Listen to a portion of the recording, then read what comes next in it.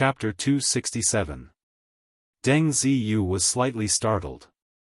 He thought to himself, on this rainy day, instead of waiting in the bureau for his subordinates to show their filial respect, instead of eating heartily in Xiaofan restaurant, instead of going back to his manor to enjoy the warm tea, he insisted on going to Yan Manor in the face of the storm.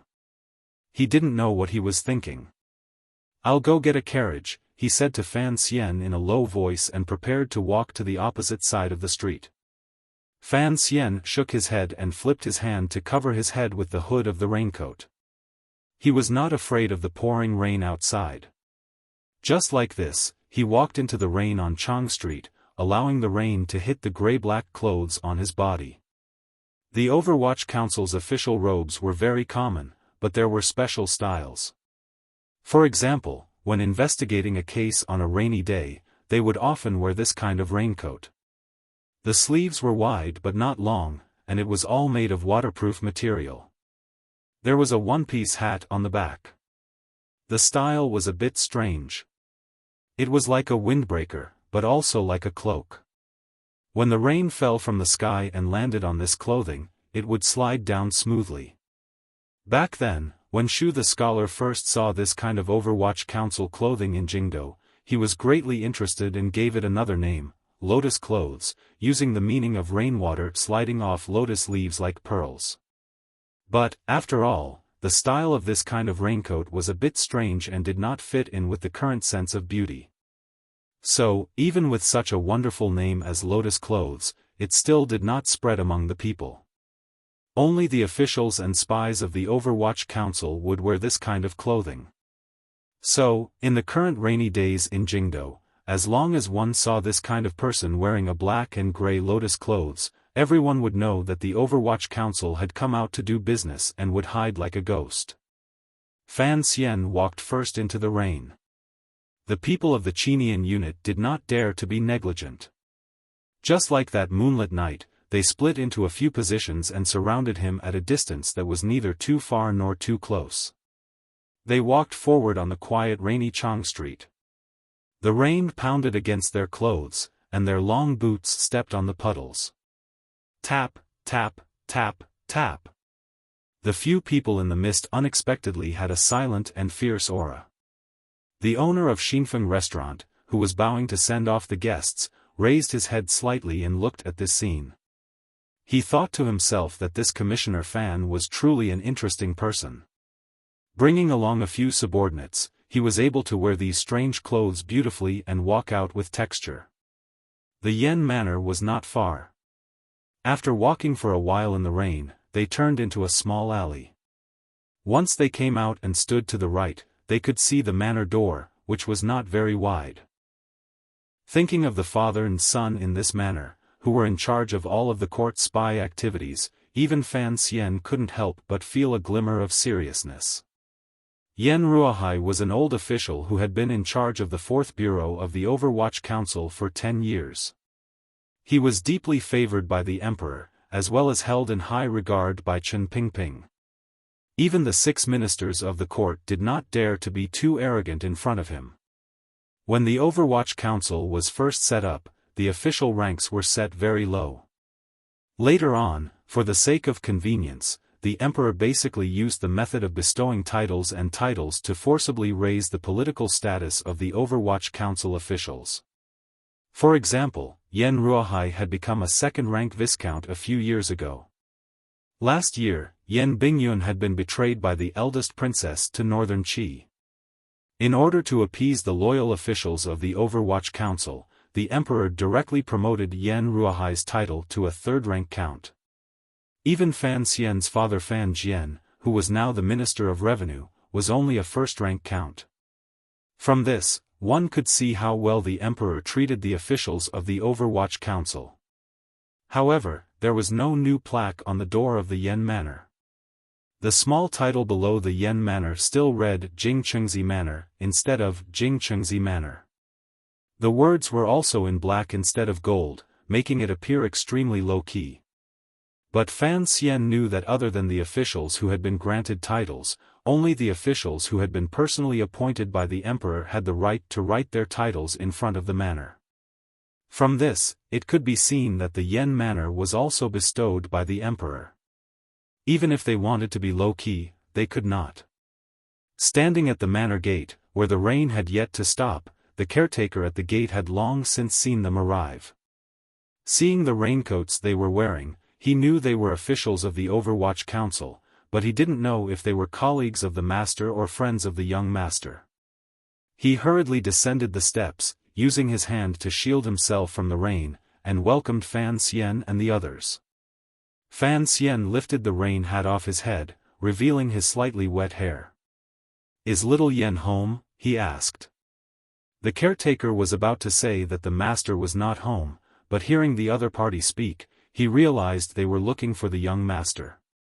Looking at the handsome face, he had long since guessed who it was. He respectfully said, "The young master is home. May I ask if you are the commissioner?" Fan Xian nodded and took off his raincoat, placing it on his forearm. The caretaker hurriedly took it, holding up an oil paper umbrella in his left hand. "Sir, please come in." This was a clever man. He knew that the young master had returned from the north and had a close relationship with Commissioner Fan, so he took the liberty of not announcing his arrival and welcomed them directly. Fan Xian had the same idea. He smiled at the caretaker, and very naturally walked into the manor. After all, his rank was above that of the Yen father and son, so there was no need to be polite under these circumstances. This was the first time he had come to Yen Manor, and he couldn't help but be curious about the environment of the manor. But following the caretaker's umbrella, he did not see anything out of the ordinary along the way. There was just enough rain to moisten the surprisingly large fake mountain in the courtyard, making the moss on it seem as if it had returned to its youthful green. Past the fake mountain was the inner courtyard of Yen Manor. Fan Xian looked at the two people in the distant veranda, listening to the rain, and smiled. He waved his hand to indicate that no one should follow him, and he slowly stepped on the puddles of water on the stone floor, trying not to make a single sound as he approached the veranda. The veranda was in the rain, and the stone steps beside the pillars were soaked. Even the ground under the veranda was half wet. But the two people in the veranda remained unmoved. They sat on two chairs and stared blankly at the scene of the autumn rain. One of them was Sir Yen Jr., who had just returned to the capital not long ago.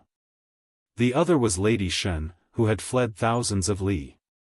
The two of them sat on the chairs and did not speak, nor did they look at each other. They only cast their gazes into the rain, as if hoping that the ceaselessly falling rain would weave into a curtain of pearls and reflect their gazes back into each other's eyes. Fan Xian laughed bitterly. He found that Yan Bingyun's face was still a sheet of frost, but there was a gentleness in his eyes. Lady Shen, who was beside him, seemed to have shaken off the misery of the day her family was ruined. There was a slight shyness on her face, but there was an additional trace of confusion in her eyes. But this pair of resentful lovers did not speak, did not look at each other, and acted as if the other did not exist. The scene was a little strange. What made Fan Xian feel even stranger was that Lady Shen was wearing the clothes of a servant girl. Her feet were shackled and dragged by a long chain. The end of the chain was inside the room. It looked like she had been chained up by Yan Bingyun. After watching quietly for a while, Fan Xian sighed in his heart. He knew that Yan Bingyun's mood was not as relaxed as he appeared. Otherwise, he would have been able to stand behind the two of them for so long without noticing. So he coughed lightly. Yan Bingyun turned his head and saw that hateful, gentle, smiling face. Anger flared in his eyes. He didn't know if it was because he was angry at being disturbed, or because he wanted to make trouble for Fan Xian because he had been forced to take a captive. Lady Shen saw Fan Xian, but she did not know what to feel. Her face darkened. She rose from the chair, bowed slightly, and entered the room. The clanking of the chains echoed endlessly in the rainy corridor. Yan Bingyun did not seem surprised that Fan Xian had barged into his manor. After inviting him to sit, there was no strange expression on his face. But Fan Xian was a little surprised at how quiet the Yan manor was. He sat in the chair that Lady Shen had left behind, feeling the lingering warmth of the seat. He couldn't help but feel his heart flutter. He forcibly suppressed his untimely and inappropriate thoughts and said, "I had thought that after you went through so much trouble to return to the capital, there would be many officials here to congratulate you. Who would have thought that on this rainy day, there would only be you and Lady Shen looking at each other and crying silently?" Yan Bingyun explained very seriously, "First of all, I did not look at her. I think she did not care to look at me. Second of all, it was the sky that was crying, not me." Fan Xian shrugged his shoulders and said nothing. Yan Bingyun continued, "Father has never liked to interact with officials of the court, and I am not as famous as the commissioner in the capital. Naturally, the manor would be a little quieter." Fan Xian shook his head. "I know that before you went to Northern Qi, you were a famous young master in the capital. Now that you have returned home, you will certainly be promoted again. How could those people who want to curry favor with the Yan manor not come knocking? Even if your family is the head of the Overwatch Council and does not belong to the same system as the court officials, I think no one would pass up such a great opportunity." Yan Bingyun's face was expressionless. "Father keeps 3 dogs. They are always tied outside the door, so no one dares to enter the manor." Fan Xian was surprised. He touched his slightly wet hair. "Why didn't I see them when I entered the manor?" Yan Bingyun said, "Today, there was a heavy rain that stopped the guests. Those big black dogs have been working hard these past few days. Let them rest." Fan Xian was speechless. "Sir, what business do you have with your visit today?" It was clear that Sir Yan wanted to deliberately keep his distance from this Sir Fan Jr. Presumably, this was a result of his family upbringing. Fan Xian ignored this. He took out the cylinder, opened it, and threw it into Yan Bingyun's lap. Yan Bingyun picked it up and squinted at it. His expression was a bit unnatural. "Sir, you really do trust your subordinates. But this is a way for the first bureau to survive. Showing it to me is already against the rules." Fan Xian looked at him with a smile. "Don't think that you can avoid me every day just because you are about to take over your father's position. You call me sir, so you know that even though I am in the first bureau and you are in the fourth bureau, I am still a commissioner. If you really push me too far, I will send out a warrant and have you transferred to the first bureau. If I demote you, you won't be able to do anything about it. So don't talk so much nonsense. Helping me look at this information is the right thing to do." Yan Bingyun flew into a rage. "How can you drag people into your muddy waters? If you use your authority to pressure me again, I will go to the director and reason with him." Fan Xian waved his hand. Looking at the rain outside, he laughed. "Say whatever you want. If I do end up bringing you to the first bureau to be a registrar, don't regret it." Yan Bingyun swallowed the anger in his chest. He pointed at the information and said in a cold voice, "What do you want to know?" "A big question." Fan Xian laughed lightly and stood up. He walked in front of Yan Bingyun and looked at his cold yet beautiful face. "I want you to find out for me if there is any connection between the second prince and the Chui family." There was a heavy silence in the corridor. There was no shock or fear on Yan Bingyun's face. He pointed at the cylinder and said, "Since we were in Shangjing, I knew you were going to deal with the Chui family. You did not hide this from me. But, the second prince? There has never been any rumor that he has anything to do with Xinjiang." He naturally knew that Fan Xian was dealing with the Chui family because of the eldest princess. He was investigating the relationship between the Chui family and the second prince because he wanted to deal with the eldest princess. So he was a bit confused as to why the second prince would be involved. "Intuition," Fan Xian said calmly. "I did not hide the matter of dealing with Xinjiang from the beginning. Because in this matter, there is a natural possibility that you and I will be allies. As for my suspicions of the second prince, it is because I discovered that in the half a year I was in northern Qi, he had been too quiet in the Qing kingdom. Furthermore, it was only recently that I gradually learned that this seemingly inconspicuous second prince actually has such great power in the court. There are so many officials who are close to him. The reason why Fan Xian thought that the second prince was unusually quiet was because, from the perspective of his previous life, in the struggle for imperial power, the crown prince, who had an innate advantage, could basically guarantee his future as long as he did nothing. And in this year, without the eldest princess' secret influence, the crown prince had indeed done so. However, the second prince was different. If he wanted to ascend to the throne in the future, he had to do something. A quiet dog might bite, but a quiet prince must not seize power from others. Yan Bingyun looked at him strangely. It seems that you have decided to get involved in the struggle between the princes, after all. Fan Xian smiled and shook his head. No, I am just making preparations in case they fight in the future until I don't even have a house to live in. Yan Bingyun was silent for a while, as if he was calculating the consequences of this matter. After all, as an official, there was no one who did not care about the future direction of the court, especially young and promising officials like Fan Xian and Yan Bingyun. Sir, are you on the crown prince's side? Yan Bingyun suddenly raised his head and looked directly into Fan Xian's eyes, somewhat unreasonably. He asked such a seemingly stupid, overly direct question that left no room for discussion. Fan Xian was slightly startled, but a smile slowly appeared on his face. He shook his head. No. Yan Bingyun was silent for a moment, then gradually smiled. So you are on the emperor's side. Fan Xian did not say anything. He knew that Yan Bingyun would help him. Yan Bingyun had been locked up for a year, and had long been bored to death. Now that he had returned to the capital, he was still recuperating.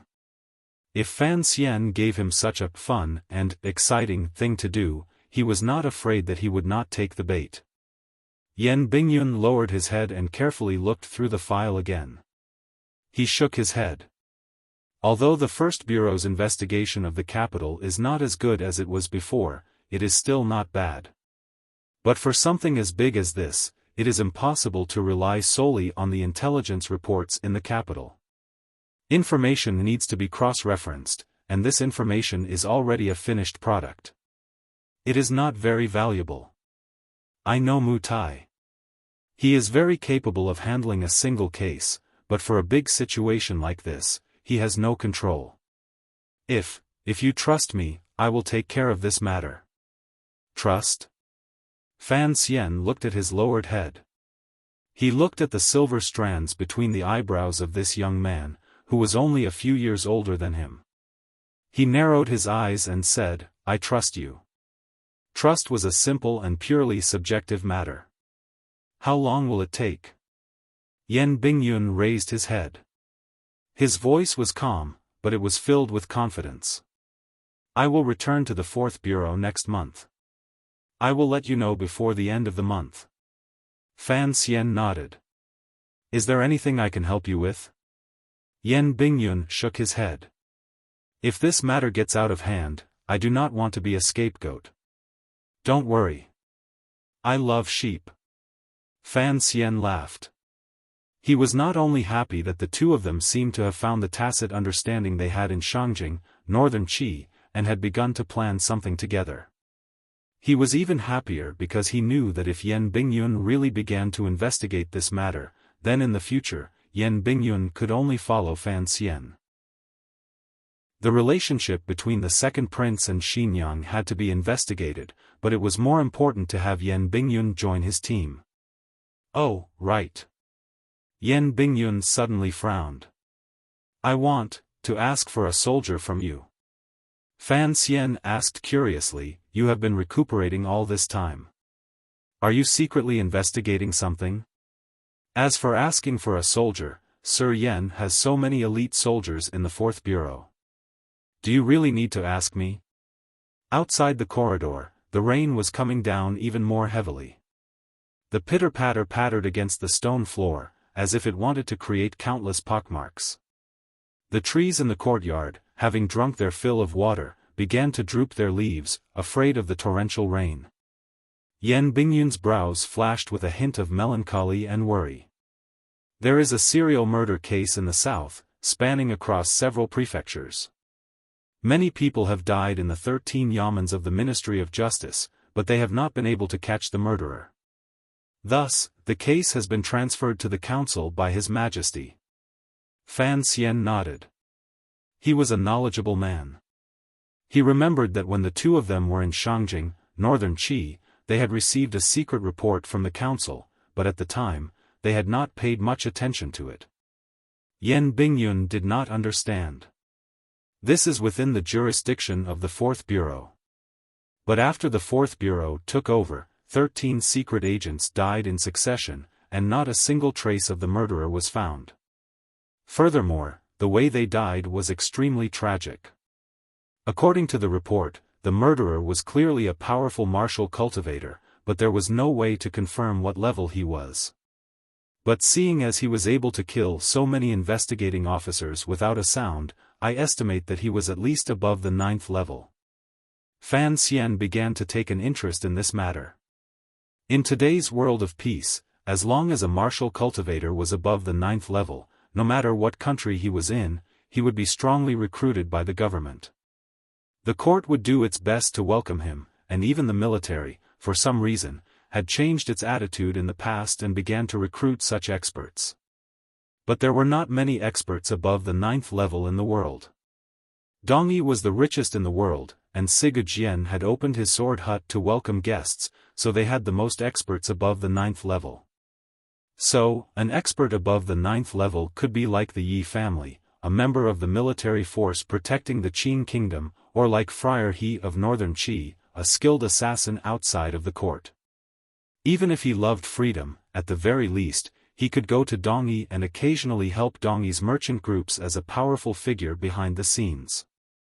In his spare time, he could go to Siga Jian's sword hut to compare skills with other martial cultivators. These were all choices that were rich, noble, and had status in the Jianghu. Serial murder? Was he planning to rape or rob? A 9th-level expert definitely did not need to do these things. Perhaps he was a psychopathic killer. Fan Xian sighed. He just liked the thrill of killing.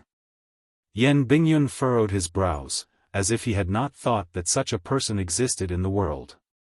Of course, he did not completely understand what Fan Xian meant by psychopathic. The Fourth Bureau has suffered too many losses, so the court needs to send powerful martial artists south to investigate.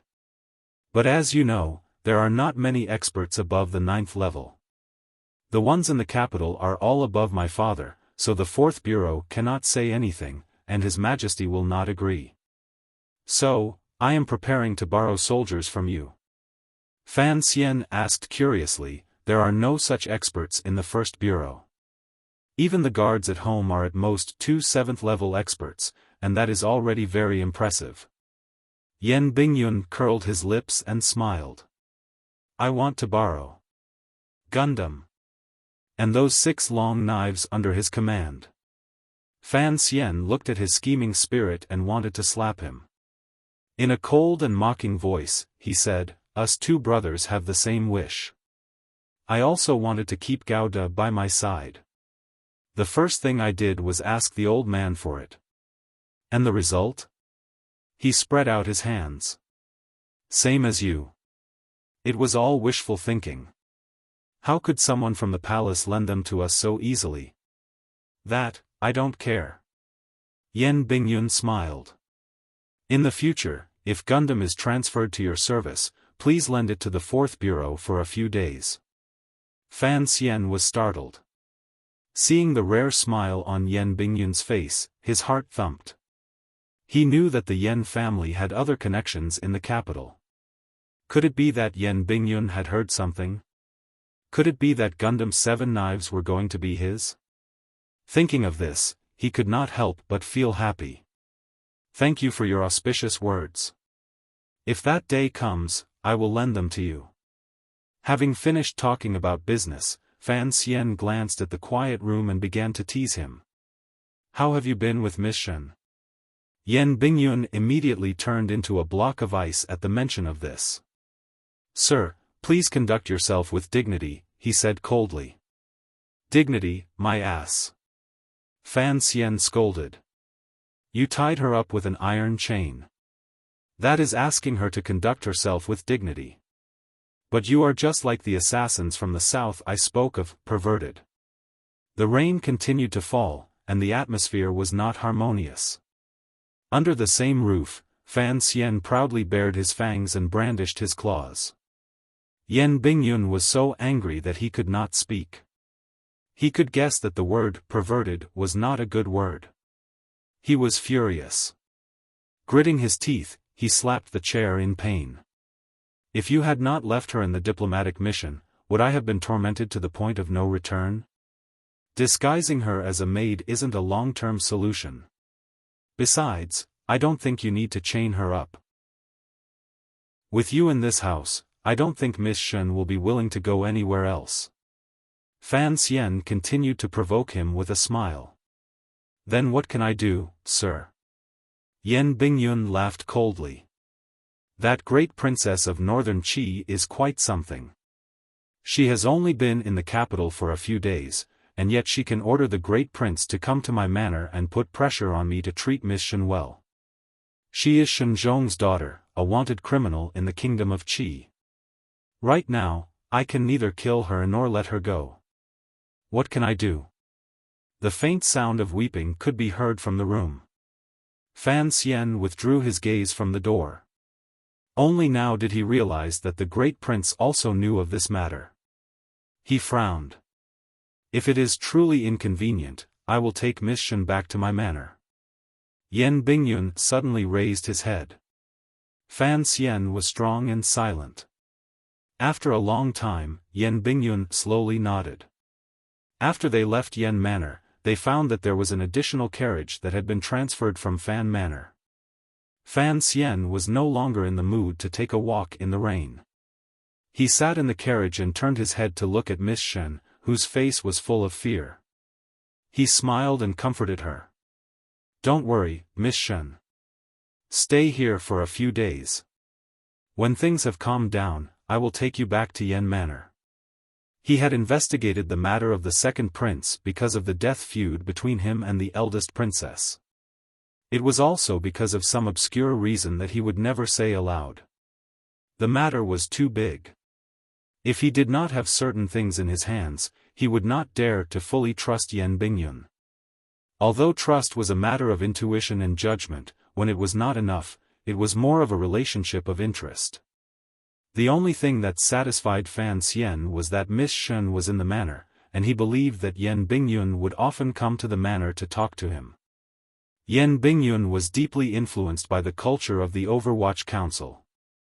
Although he was secretly unhappy that Fan Xian had taken Lady Shen away, he did not feel too conflicted. After all, Lady Shen was a ticking time bomb to the Yan Manor. Although it had not exploded yet, it had already caused him and his son to quarrel endlessly every day. Now that Fan Xian had taken her back to the manor, on one hand, the two sides had reached an agreement to seek a balance of trust, and on the other hand, it was a temporary peace. Fan Xian looked out the window at the rainy street and sighed. He thought of a year ago, when he had also opened that chest on a rainy night. He thought of how crazy he had been that night, and then he thought of his own darkness and boredom. Only then did he realize that he had not yet had the time to change the world, but the world had already changed him deeply. As the carriage arrived at the entrance to Dengshi, the rain began to lessen. There were more people, and the carriage slowed down. It seemed to be a little crowded in front, and for a moment it could not move. At that moment, on the long street, which could only accommodate 3 carriages side by side, a carriage overtook them from behind, joining the carriage of Fan Manor. A plump arm with a light yellow sleeve reached out and lifted the curtain of Fan Xian's carriage. "Master," she called out in surprise. Fan Xian had been watching for a long time. He raised his hand to signal Deng Ziyu, who had already drawn his knife, to stop.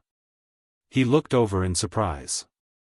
He was surprised that after half a year, the man still remembered his master. In the carriage, Yi Ling'er opened her bright eyes wide and looked at Fan Xian and Lady Shen in shock. Covering her mouth, she said, "You are indeed worthy of being Ling'er's teacher. Which sister have you tricked?" Fan Xian scolded her unhappily. "You know I'm your master, but you don't know how to be respectful. You're about to become the second princess's wife. What are you doing out here in the rain?"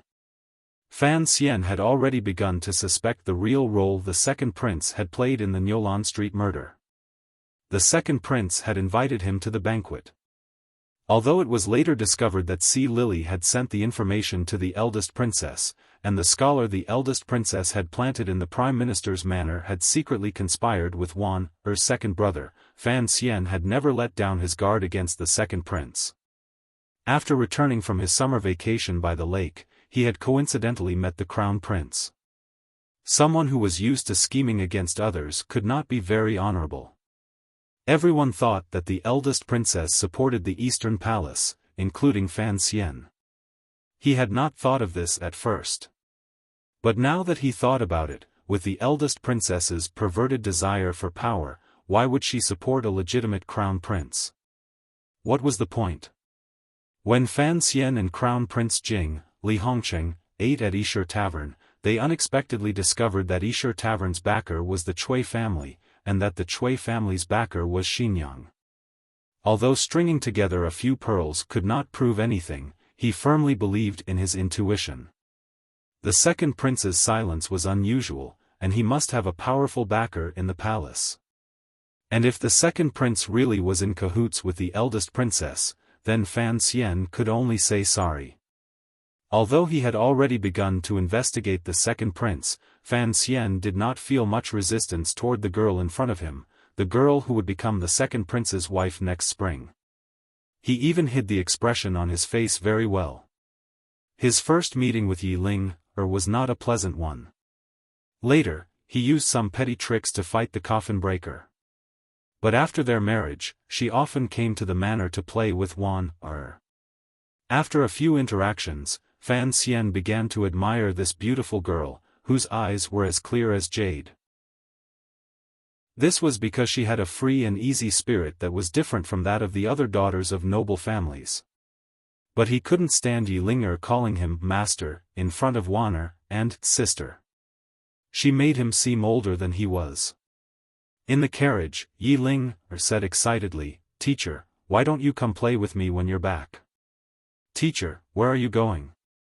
"Teacher," Fan Xian rubbed his temples, listening to the string of words. He smiled bitterly and sighed.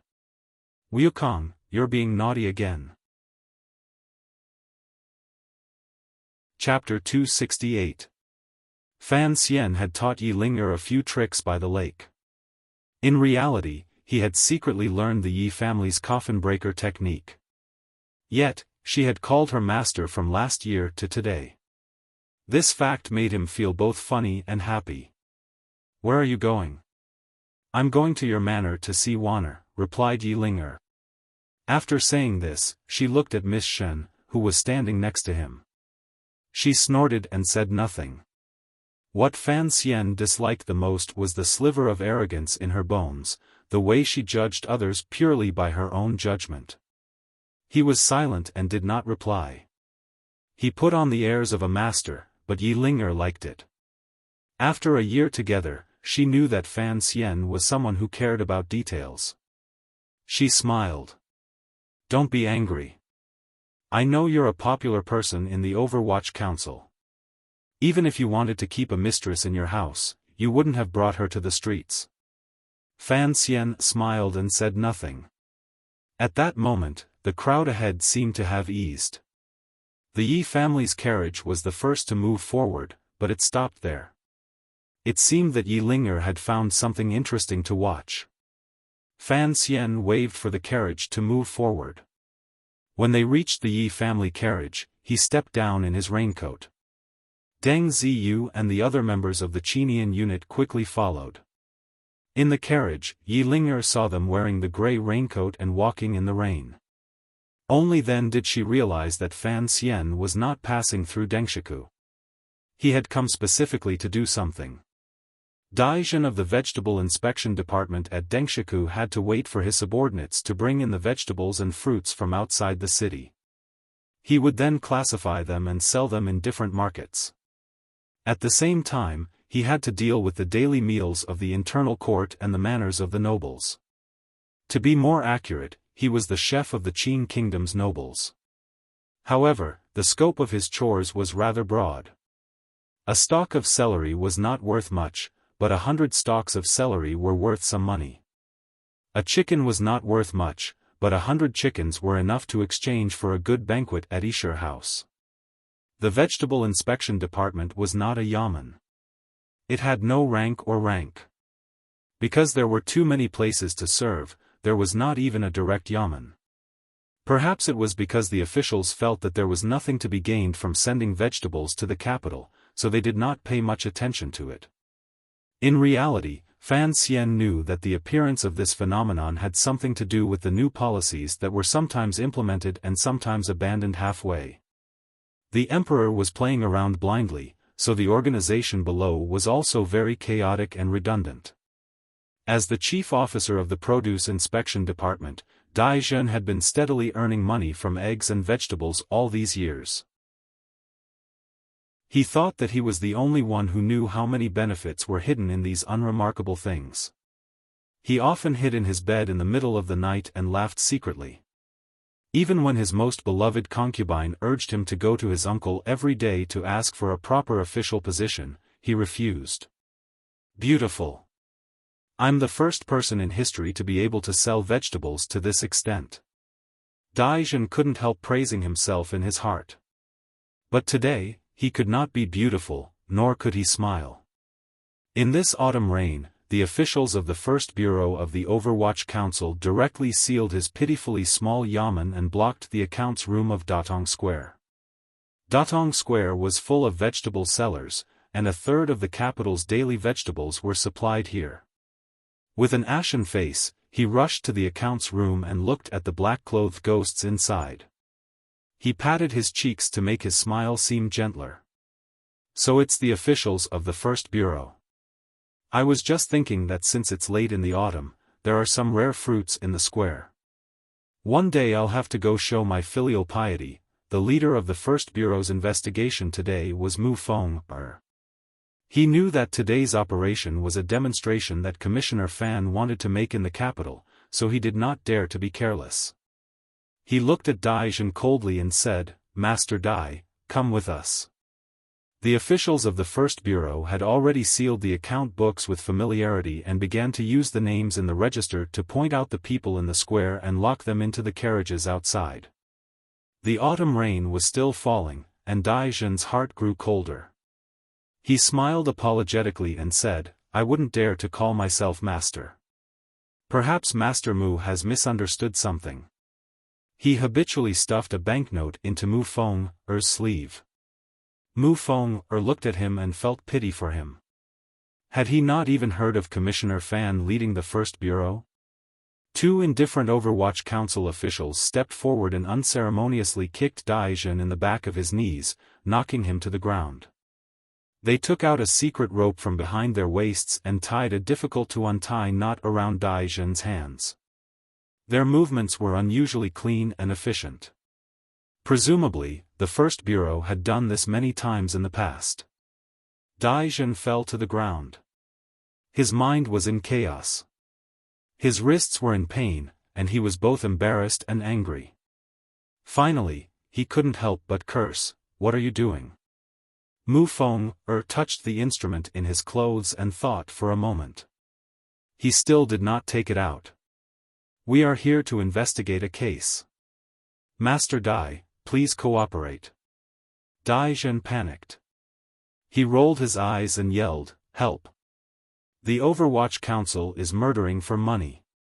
When the First Bureau of the Overwatch Council charged into the Produce Inspection Department, the people of Qing, who loved to watch a good show, had already surrounded them. However, They feared the thick black of the Overwatch Council, so the people did not dare get too close. Seeing the usually arrogant master die in such a wretched state, they felt anxious. The thugs that Dai Zhen had secretly kept took advantage of the commotion and blocked the path of the Overwatch Council. Dai Zhen's hands were tied, but his mind was moving quickly. He knew that when the Overwatch Council acted, there was no reason to hold back. He yelled with all his might, "The Overwatch Council is murdering for money." In reality, he was also panicking. At the moment, he could not think of anything. He could only blindly yell the words, "murdering for money," hoping that his uncle in the palace would receive the news as soon as possible and think of a way to get him out before the Overwatch Council threw him into that terrifying prison. Seeing the excited crowd surround them, Mu Feng furrowed his brows. He took out a document from his clothes and read Dai Zhen's crimes to the crowd. Most of the hard laborers and commoners in the capital deeply trusted the officials. After all, everyone knew that Dai Zhen's hands and feet were not clean. But the crowd had surrounded them, and it was not easy to retreat. The first bureau had very few people today, and they had to bring account books and related witnesses. It was inevitable that they would be in a difficult position. Seeing this, Mu Feng's heart was filled with anger. From a distance, he glanced outside the crowd of onlookers. Next to two carriages, there were a few unfamiliar colleagues of the Overwatch Council in raincoats surrounding Commissioner Fan. They were coldly watching through the rain. Mu Feng panicked and yelled, "Let's go." Dai Zhen's hands were tied, but he knew that the Overwatch Council's hell was not a place an official could go. His face was red, and his voice was hoarse from crying. Like a child, he desperately sat on the ground and refused to go down. His confidants also surrounded them. Although they did not dare to make a move against the Overwatch Council, they forcefully prevented Mu Feng from capturing Fan Xian. In the rain, Fan Xian looked coldly at the scene up and down the stone steps not far away. In his heart, he thought that Mu Feng could not be put in an important position. Then he heard Yi Ling's curious voice from the carriage behind him. "Teacher, the way the Overwatch Council is doing things is a bit absurd. In broad daylight, you're pulling and pulling with a minor official. What a scandal. If the commoners see this, where will the court put its face?" Raindrops hit the brim of Fan Xian's hat, making it lower and covering half of his face. Officials don't want face, so the court doesn't have to give them face. He calmly said, "Ling, don't look at this minor official. In a year, he can take more than 5,000 liang of silver from the palace. As for the benefits he's taken from Datong Lane over the years, it's even more incalculable." Half of Yi Ling's body was leaning against the carriage window. The rain had soaked a lock of hair on her forehead, and her clear eyes were full of interest. Today, she had gone to Fan Manor to have fun. She hadn't expected to meet Fan Xian on the road, and she had followed him to watch the spectacle. Only now did she realize that such a minor official could take so much money. At this moment, Mu and his men had finally fought their way out of the produce inspectorate and arrived in front of Fan Xian. Dai Zhen had been dragged by them through the rain. It was a miserable sight. The thugs also surrounded them, but they seemed to be able to see the power and influence these two carriages represented, so they did not dare to act rashly. As for the commoners of the capital, they looked at Fan Xian and Deng Ziyu's attire and seemed to be able to feel the coldness emanating from these people in raincoats, so they unconsciously retreated a little further away. Dai Zhen was truly a shrewish minor official. His official robes had long been soaked in dirty water, and his hair was scattered across his slightly round face. He looked battered and exhausted, but he still fiercely scolded, "You Overwatch Council people eat and drink from us. Haven't you taken enough? You want to take me back to torture me for money again." When the ignorant commoners heard him say this, they couldn't help but look as if they had suddenly understood. Fan Xian slightly lowered his eyelids and looked at the official in front of him, who was sprawled in the rain and kicking his legs like a pig on the verge of death. He was not in a hurry to seal his mouth, because the Overwatch Council in the hearts of the world's people had long ago formed an incomparably dark image. Even if Daijin cursed a few more times, it would not affect the overall situation. And today, he was only beating a small cat. The key was that he wanted to see how capable his subordinates were. Looking at Mu Feng, who was in front of him with a face full of guilt and a trace of anger, Fan Xian shook his head and asked, "Why didn't you choose to go to his house in the middle of the night and take him? Although it's raining today, you know that there are many people in Datong Square. It's easy for trouble to happen." Mu Feng was startled. In the new regulations, it was written very clearly that in the future, cases should be handled in the open as much as possible. That's why he had chosen to go to the Yamen to arrest people. He wanted to do it beautifully and make a name for himself. If it had been before, if the Overwatch Council really wanted to arrest an official, of course, it would have been in the middle of the night. They would have gone to his house and taken him away. How did this become his fault again? Fan Xian didn't wait for him to explain. Even if you wanted to come during the day, you could have sealed the accounts room and left immediately. Given your methods, could you not have allowed Daijin to return to the council quietly? What use are you keeping those methods? What crimes do you still have to recite? Do you think you're an official of the Supreme Court? Do I have to specially hire a scholar to follow you and proclaim the sacred religion? Hearing these sharp and piercing words, Mu Feng repeatedly complained. On one hand, Daijin's backing was indeed strong enough. If he used his methods recklessly, he was afraid there would be trouble in the future. On the other hand, he was also worried that the commissioner was a great scholar and might not be able to see them do such shady work. Hearing Fan Xian's sarcasm, he realized that although the commissioner had the reputation of being an immortal poet, it seemed that he was not opposed to the Overwatch Council's shady methods. In fact, he seemed to be even more passionate about them than Mu Feng was. At this time, Daijin was still lying in the rain and crying. His muddy eyes saw who Mu Feng was reporting to. He knew it was someone from the Overwatch Council, and he couldn't help but feel afraid.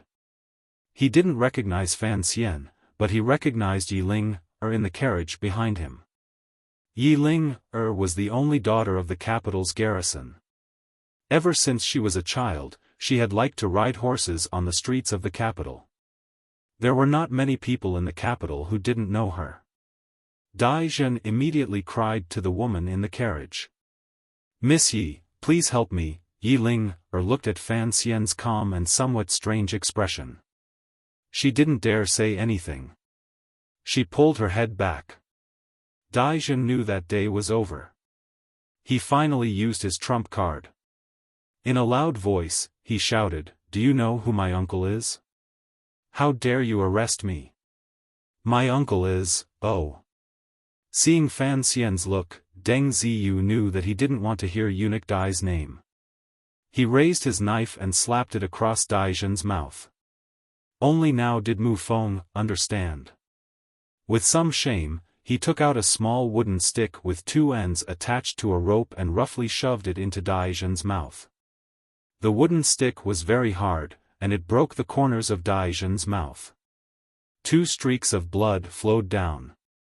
Naturally, he couldn't speak. The crowd around them cried out in alarm. Fan Xian turned a deaf ear to them.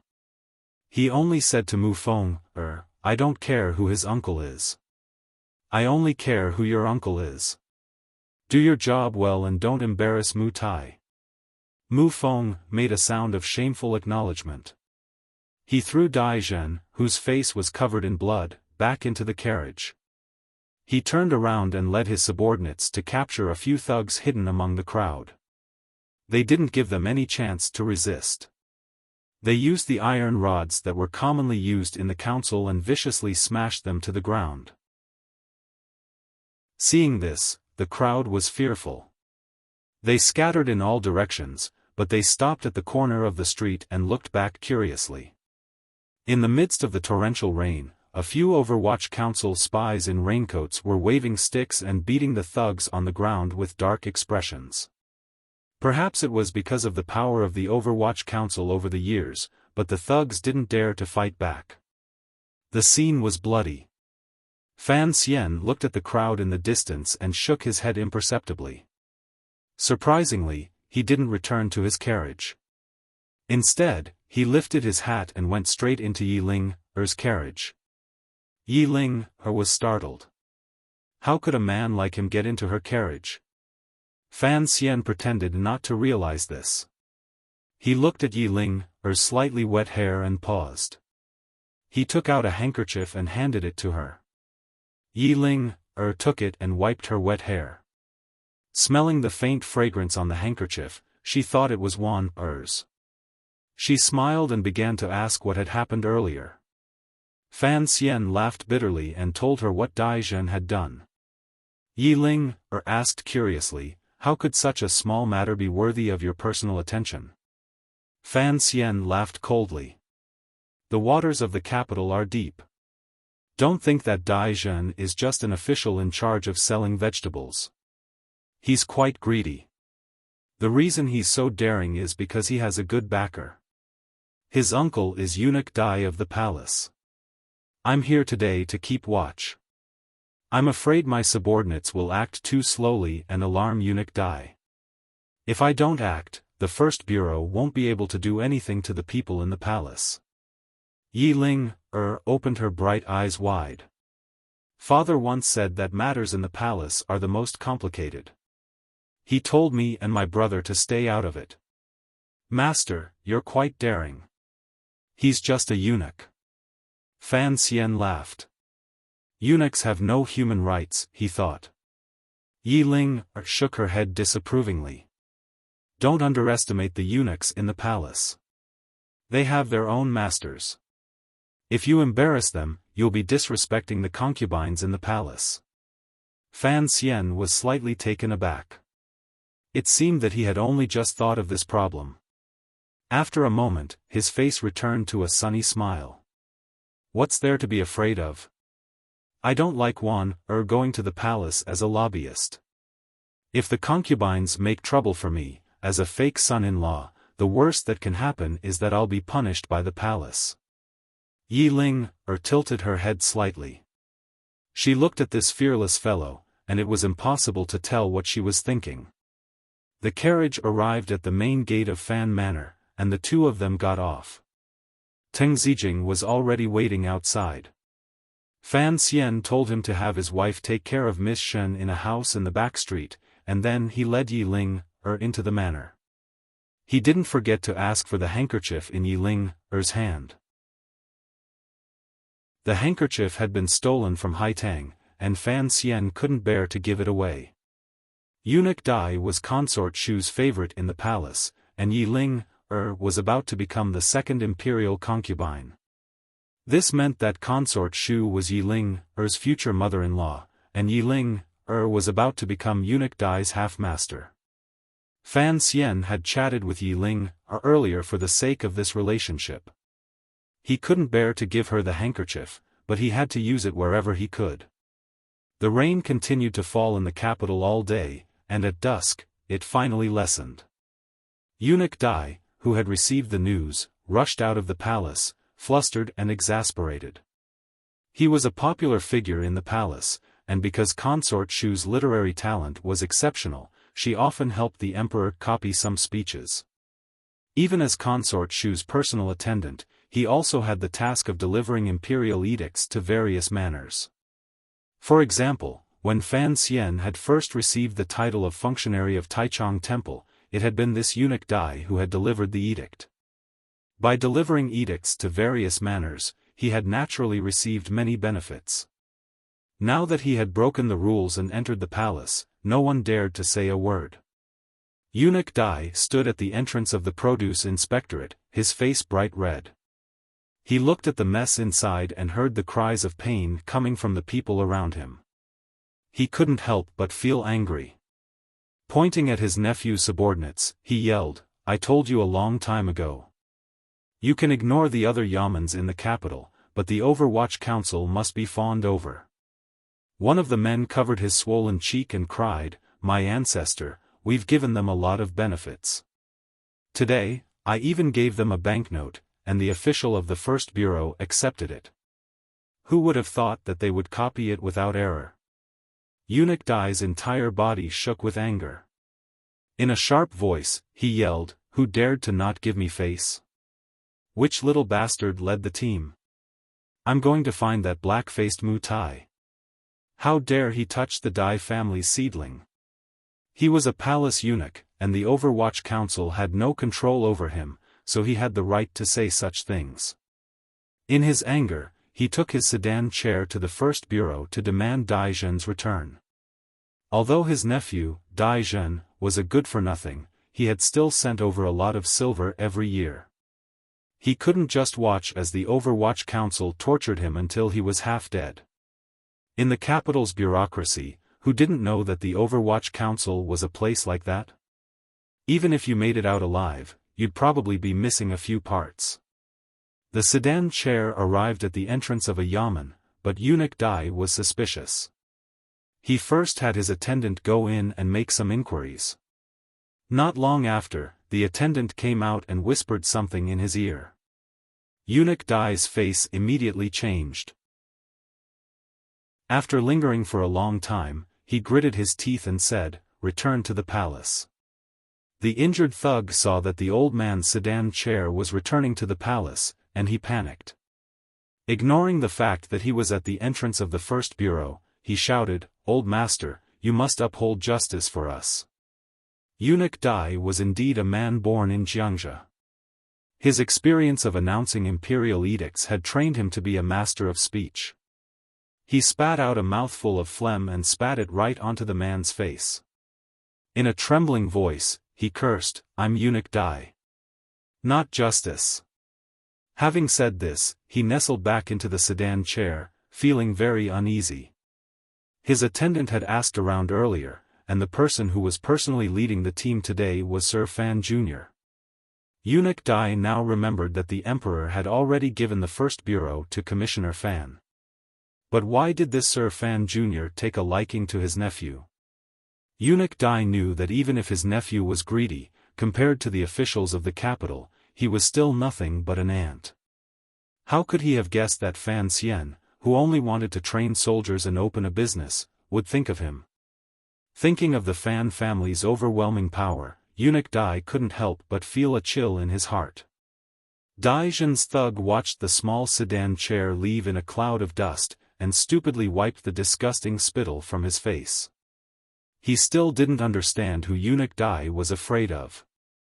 A few days later, Eunuch Dai found an opportunity to bring up the matter in front of Lady Shu, hoping to get his nephew out of trouble and also to get some information.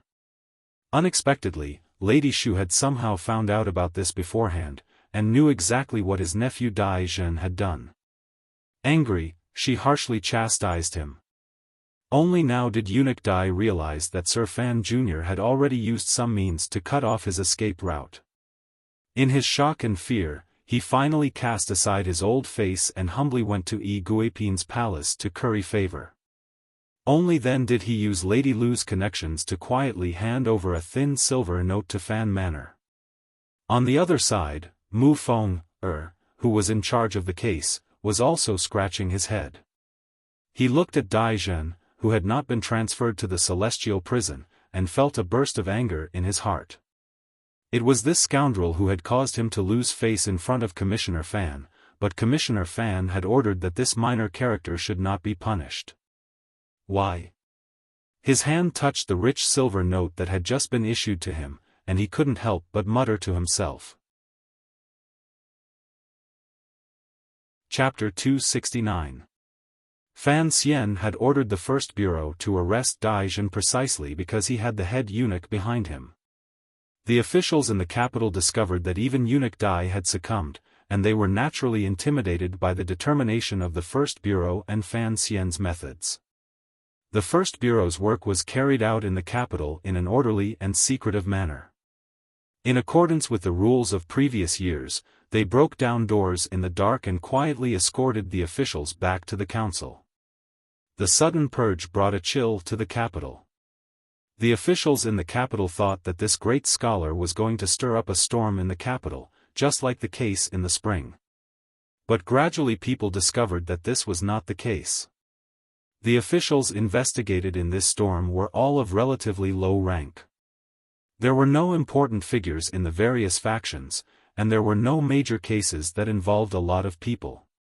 The elders of the court and the subordinates of the various princes, for Fan Xian's sake, and having learned from Eunuch Dai's mistakes, did not react violently. As time passed, they discovered that this storm did not touch on the important parts of the bureaucracy, and that there were only a few minor incidents. The officials, who had been a little nervous, relaxed. They guessed that Fan Xian was just a new official, and was using these 3 fires to establish his authority. Although the fire was not large, there were still people who were worried about being caught up in it. So in the past few days, Lady Lu had become the busiest person in Fan Manor. Her pair of hands, which usually liked to hand out banknotes without the slightest bit of emotion, now began to collect the banknotes with great compassion. Naturally, these banknotes were all transferred to Fan Xian. Fan Xian distributed most of them to the bureau and sent the rest to Yen Manor. From ancient times until now, from Fan Shen's world to Fan Xian's world, money had always been the ultimate tool to win over people's hearts and pacify them.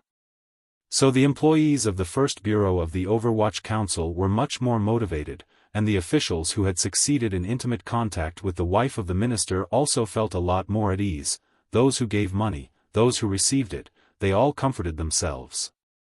The affairs were already on the right track, so Fan Xian did not go to Xinfeng restaurant today. Instead, he sat in his study and flipped through the files in his hands. The files had been compiled by Mu Tai. Although the writing was not exquisite, it was clear. After paying a large fine, Eunuch Dai's nephew was lucky enough to return unscathed from the Overwatch Council. Taking advantage of a loophole in Qing law, he was not moved to the Ministry of Justice or the Supreme Court. However, he could no longer be a minor official in the Produce Inspection Bureau. The other small cases were handled more gently. Logically speaking, since the Overwatch Council was investigating the Produce Inspection Bureau case, Dai Jun would not only lose his official position, but he would also lose his head. But Fan Xian somewhat appreciated Eunuch Dai's knowledge and tactfulness. He had saved him some trouble in the future, and Yi Ling had silently entered the palace to speak up for him.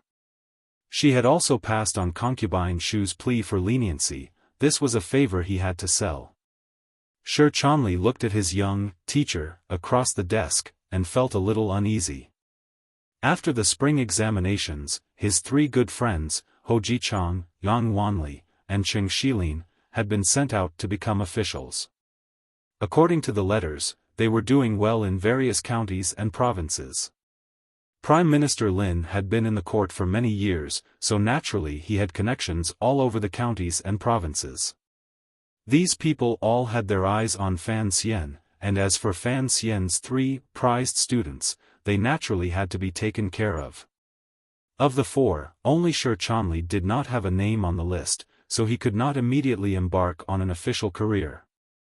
Before Fan Xian left for Northern Qi, he left a letter for Shi Chanli to wait for his return. Unexpectedly, after Fan Xian returned, he immediately took over the affairs of the first bureau of the Overwatch Council. Shi Chanli was not sure what he could do to help his teacher. His friend had already become a ruler of a region, while he himself could only sit in his study and transcribe files. Even though he was an easygoing person, he could not help but feel sad. Fan Xian raised his head and glanced at him. With a smile, he said, "Do you think it's too stuffy?" Shi Chanli smiled bitterly. "Teacher, you are a few years younger than me, and yet you can be so calm in the midst of complicated documents. It seems that I also need to sharpen my temperament." Fan Xian chuckled. If Ho Jichang were here, he would certainly stand up and reply. If it was Yang Wanli, perhaps he would have already been unable to suppress his curiosity and begun to question why Fan Xian had released a felon. Only Shi Chanli was not impatient, nor did he have a dull tongue. It seemed that Fan Xian's decision to keep him by his side had not been a mistake. "Don't call me teacher," he said.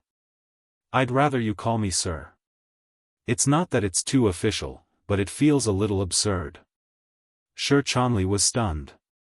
In fact, it was very common for examinees to be younger than the examiners. He did not feel that there was anything wrong with it. Fan Xian handed over the files on the table. "What do you think?" he asked. Shi Chanli did not know whether or not Fan Xian was testing him, but he had memorized these documents in the past 2 days. He shook his head and said sincerely, "I really do not understand, teacher, what you mean by this. If you really wanted to fight a tiger, you wouldn't have to keep an eye on these mice." Fan Xian smiled. "I just wanted to find something for the cats of the First Bureau to do. Familiarize themselves with it, so that when we do something big in the future, they won't be so flustered." Shi Chanli pretended not to hear the word big and sincerely asked for guidance. "Sir, as an official in the court, I naturally have to share His Majesty's worries and work for the court. But looking at your actions these past few days, although you have caught the small and the big, you have still offended some people. Offending people is a characteristic of the Overwatch Council." Fan Xian explained. "You also know that the Overwatch Council is His Majesty's private organization. It is not a true public tool, but His Majesty's private tool. We only have one person we are loyal to, so whether it is from the perspective of the palace or the Overwatch Council, we must play the role of offending people. And the First Bureau is deep in the capital. Being hindered by the prosperity of the capital, it has completely lost His Majesty's original intention. It is not valiant enough, not sinister enough. His Majesty put me in charge of the First Bureau because He wants the First Bureau to return to its original role of offending people." Shi Chanli could no longer pretend. His teacher had already explained everything to him. He could only answer honestly. "His Majesty wants you to be a lonely official." Fan Xian nodded. "I am not biased. His Majesty wants me to be a second Chen Pingping, but—" His tone changed, and he said with a hint of mockery, "I went to visit the director's manor. The manor is extravagant and luxurious, but that loneliness is carved into the bones. I do not like it." Shi Chanli immediately understood what he meant. He said worriedly, "But if you feign civility, His Majesty's eyes are like torches. He can see clearly. I am afraid it will not be good for your future." Fan Xian smiled and did not say anything. He thought that under normal circumstances, the emperor would not have thoughts more poisonous than a tiger's. Shi Chanli understood that he had said too much, so he changed the subject. "The First Bureau is investigating now. Although they have reverted to their tradition of arresting people at night, the First Bureau has refused to cover up the news. If anyone asks, they will tell them the truth." "I do not agree." Fan Xian asked with interest, "Why?" Shi Chanli thought for a moment and said, "The Overwatch Council is His Majesty's secret organization. The reason it can intimidate the officials, other than the special privileges established by Qing law, is because of its sense of mystery and darkness. People are ignorant. The more they don't understand something, the more afraid they are. Now that you have purposely put the First Bureau's actions on the table, I am afraid it will weaken this feeling and cause the people of the court to look down on the Overwatch Council." Fan Xian admitted that what Shi Chanli said made sense, but he still said, "I know you do not agree with some of the clauses in the new regulations of the First Bureau, such as releasing information. I also admit that if the Overwatch Council continues to maintain the image of a man-eating demon in the dark, it will be very convenient for us to do things." Shi Chanli was surprised that his teacher would agree with him. He wondered if Fan Xian did not want the people of the world to see him as a monster. Did he want to change their image? What Fan Xian said next immediately overthrew his imagination. "I do not care what the people of the world think of the Overwatch Council, but you must understand that I am only in charge of the first bureau, not the entire council. The first bureau is located in the capital. Other than the secret agents and the manners of the nobles, there is no way to hide anything. The officials of the capital are as numerous as the swimming carp, and there are countless connections between them. Since there is no way to maintain the mystery of the first bureau, then I might as well do it openly. Perhaps it will be more of a deterrent. He then said seriously, however, I only want the results of the investigation to be presented in the light. I don't expect the process to be the same. I can accept any dark means used in the middle. You should know that I don't want to be a saint. Shi Chanli nodded, feeling very comforted.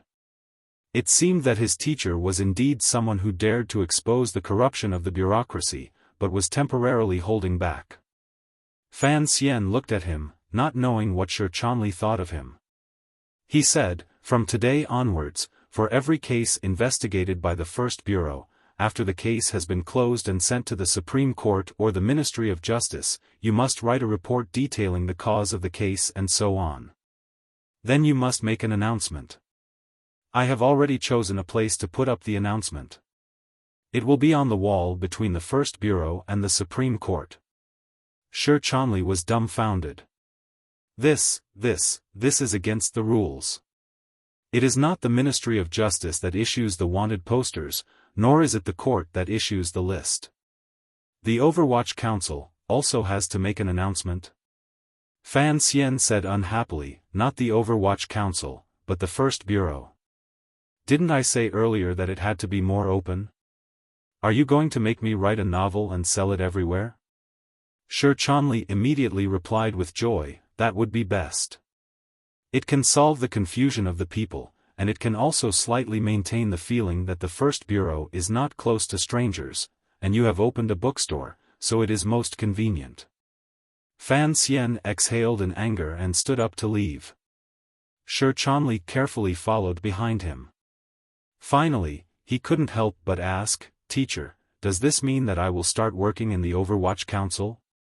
Fan Xian sighed. He knew that the scholars of the world did not want to enter the sinister and shameless secret service. He patted Shi Chanli on the shoulder and said, You are my private secretary. I will speak to my father and temporarily hang you in the Ministry of Revenue. We will discuss this another day. Don't worry, no one will point at your back and call you a dog of the Overwatch Council. Walking through the astonishingly large garden in the back of Fan Manor, Fan Xian frowned. Using dark methods to achieve a bright result? He didn't think of himself as a saint who would let himself be wronged. Although he was very willing to do things for the people of the Kingdom of Qing, such as slightly curbing the corrupt atmosphere in the officialdom, and at least ensuring that the dam in the south would not collapse so quickly, the rectification of the First Bureau was more out of his own selfishness. Although he had the title of immortal poet, and now he had the secret praise of a new generation of literary leaders, when he clashed with the dark filth that had accumulated in the Overwatch Council for 20 years, his reputation would always be somewhat damaged. So he wanted to make the First Bureau brighter, because a good reputation would help him greatly in the future. Thinking of the words about darkness and light, he couldn't help but think of when he was chatting with Hai Tang in northern Qi. She said, The dark night gave me black eyes, but I will use them to roll my eyes at the world. He couldn't help but worry about the situation in the north. He didn't know if Hai Tang would be able to properly arrange the matter he had entrusted to her. Uncle Wu Zhu was still playing missing, and there was no news of Ku He returning to Shangjing. Far away in the garden, a few girls were chatting. It was a sunny day, and the grasshoppers were hopping around in the grass after autumn. The cicadas in the trees took advantage of the last moments of their lives to call out with all their might, drowning out the voices of the girls. De Bao was catching ants by the courtyard wall. Fan Xizha was not at school, but he was not at home either. Fan Xian squinted and saw that Yi Ling had come again today. He couldn't help but secretly groan. That girl thought she had done Fan Xian a great favor, and these days she had been coming to the manor to play. When he saw that the shy Princess Rojia sitting next to Yi Ling, he felt even more bitter. A 12-year-old girl had become a 13-year-old, but she was still a girl, and Fan Xian didn't want to be stared at with adoration. Recently, he had refused Li Hongqing's invitations to dinner many times. Before Yan Bingyun's investigation was complete, he had to hide.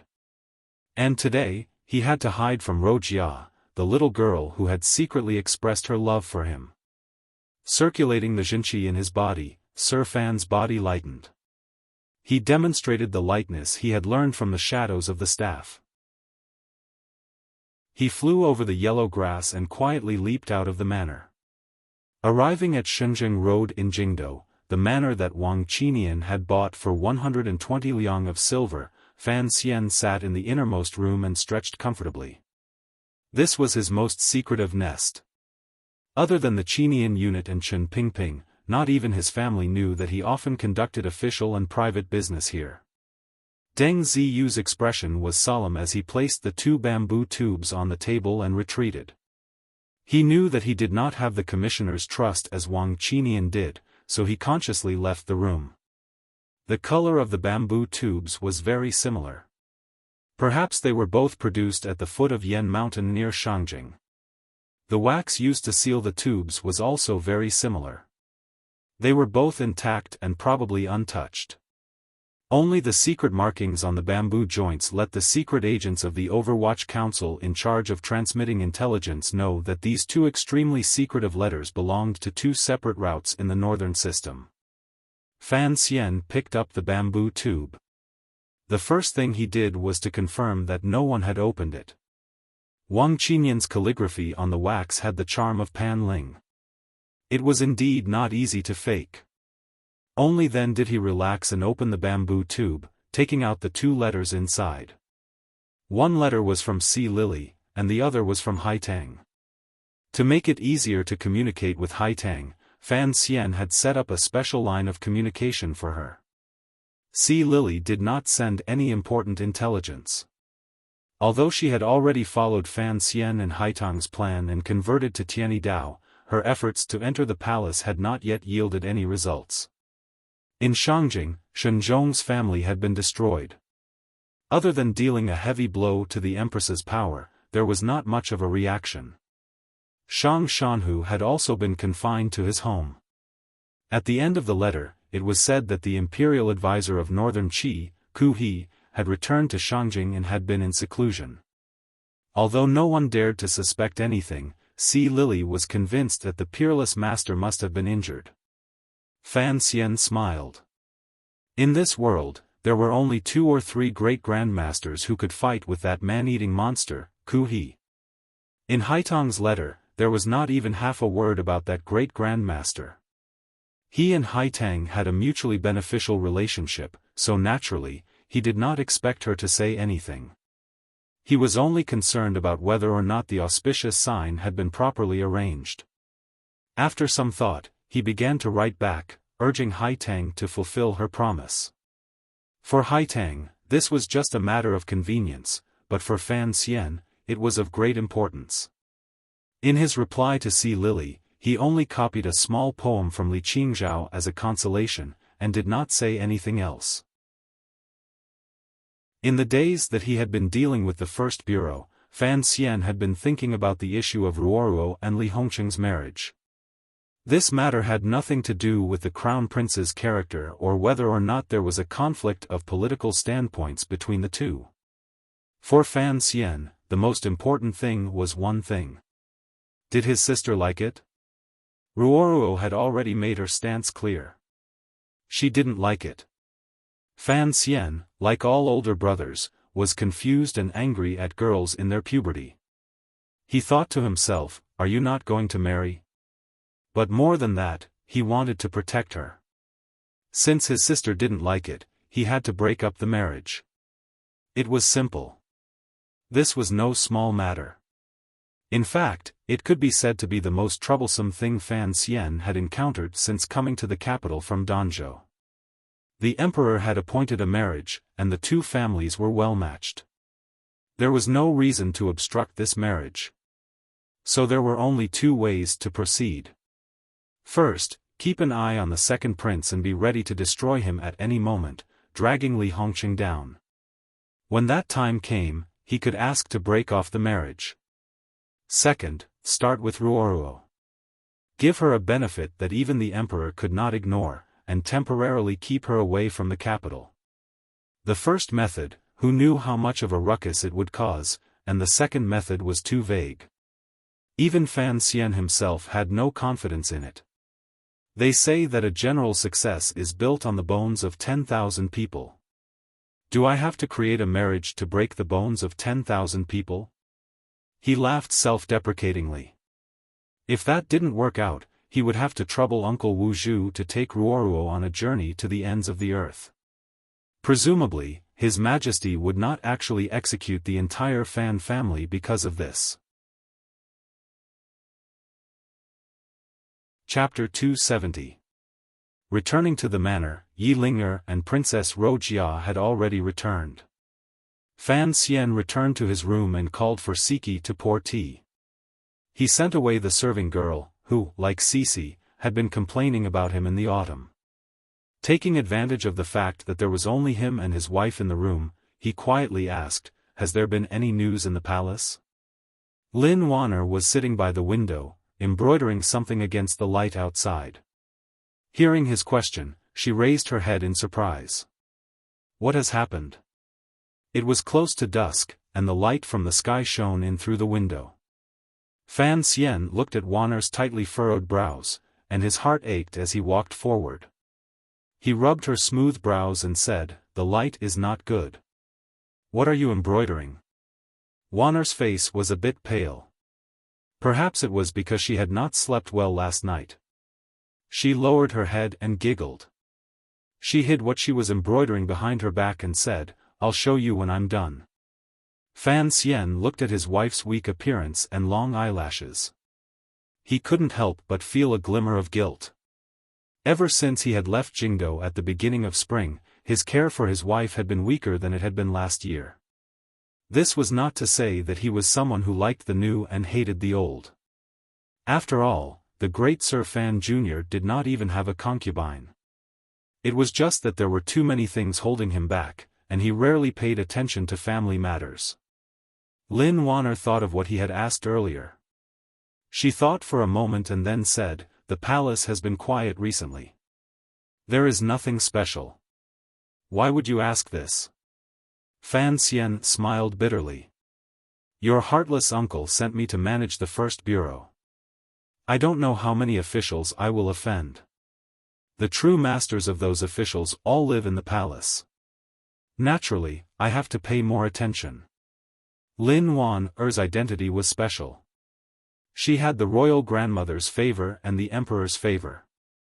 Her position in the palace was even higher than Fan Xian had imagined. The emperor did not have a daughter. Presently, Qing Kingdom did not have a proper princess. Wan was not much different from a princess. She thought for a moment and then smiled. "Don't worry. We all know the emperor favors you. Those ladies will only say good things about you in front of you." Fan Xian smiled and said, "I've only seen the emperor a few times. I don't know where the word favor comes from. If it's said that the emperor favors you, then it's possible. As for me, it's just love me, love my dog." A trace of adoration flashed through Lin Wanner's eyes. "Husband is always like this." She continued, "Shu Guifei has been full of praise for you these days. As for Yi Guipin, you also know that she is a relative of our family. No matter what, she has to side with you. It's just that the empress is as quiet and indifferent as usual. As for the other concubines, they don't even have the right to speak in the palace, so I haven't remembered them." Fan Xian trusted his wife's judgment. Even if he took over the Overwatch Council in the future, the royal palace was still a place that his fingers could not touch. And Wanner was his most reliable spy and spy. Lady Shu had said good things about him because he had done her a favor. A few words didn't cost him much money. "What did Lady Ning say?" Fan Xian asked curiously. News of me and your great brother fighting over the road should have reached the palace a long time ago. Lin Wanner covered her mouth and laughed. Lady Ning can't be bothered with you. She has always loved me the most. She said that you and the great prince are two brats messing around. In the future, she will beat you 50 times. Fan Xian pretended to be alarmed. My wife. The beatings in the palace are not pleasant. You have to help me put in a few good words. Lin Wanner was too lazy to respond to his naughty joke. She spat and said, You like to offend people, and for no reason, you always want me to clean up after you. She took out the tight embroidery from behind her and giggled. You have nothing to ask, Commissioner? Then please leave. Don't disturb me. Fan Xian pulled back his hand that was about to grab her hand.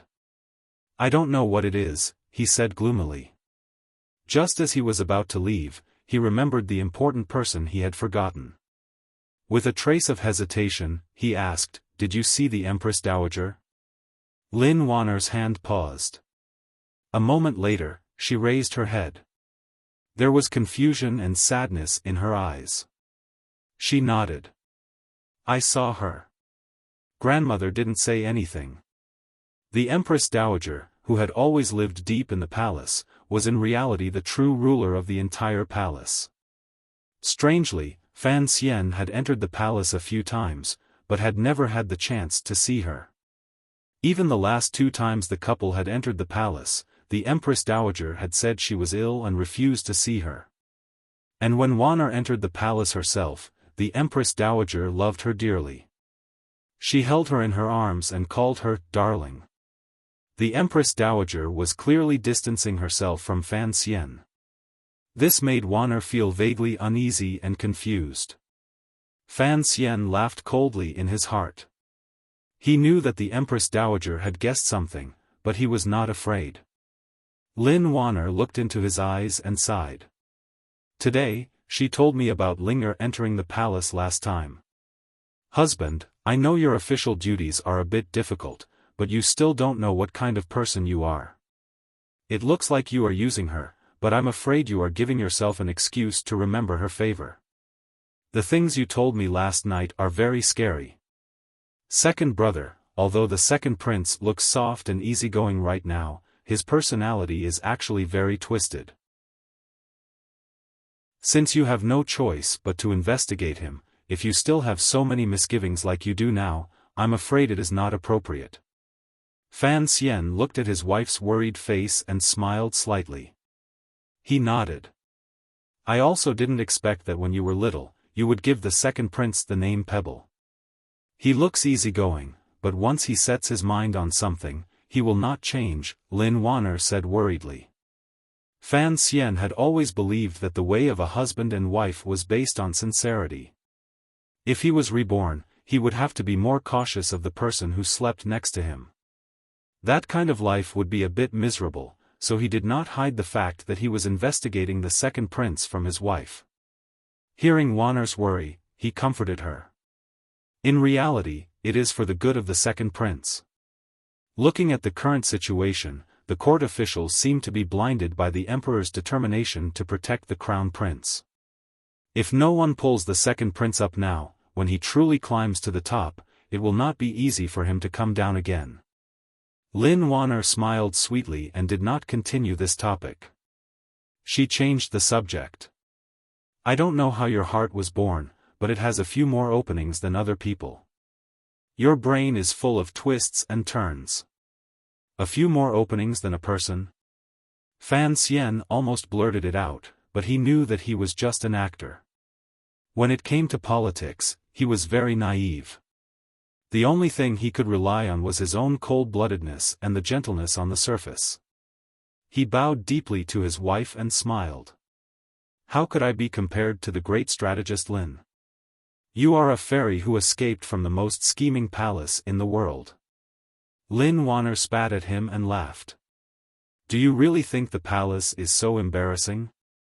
Fan Xian smiled. A wise man once said that in this world, there are only brothels and the palace. It is a world of darkness.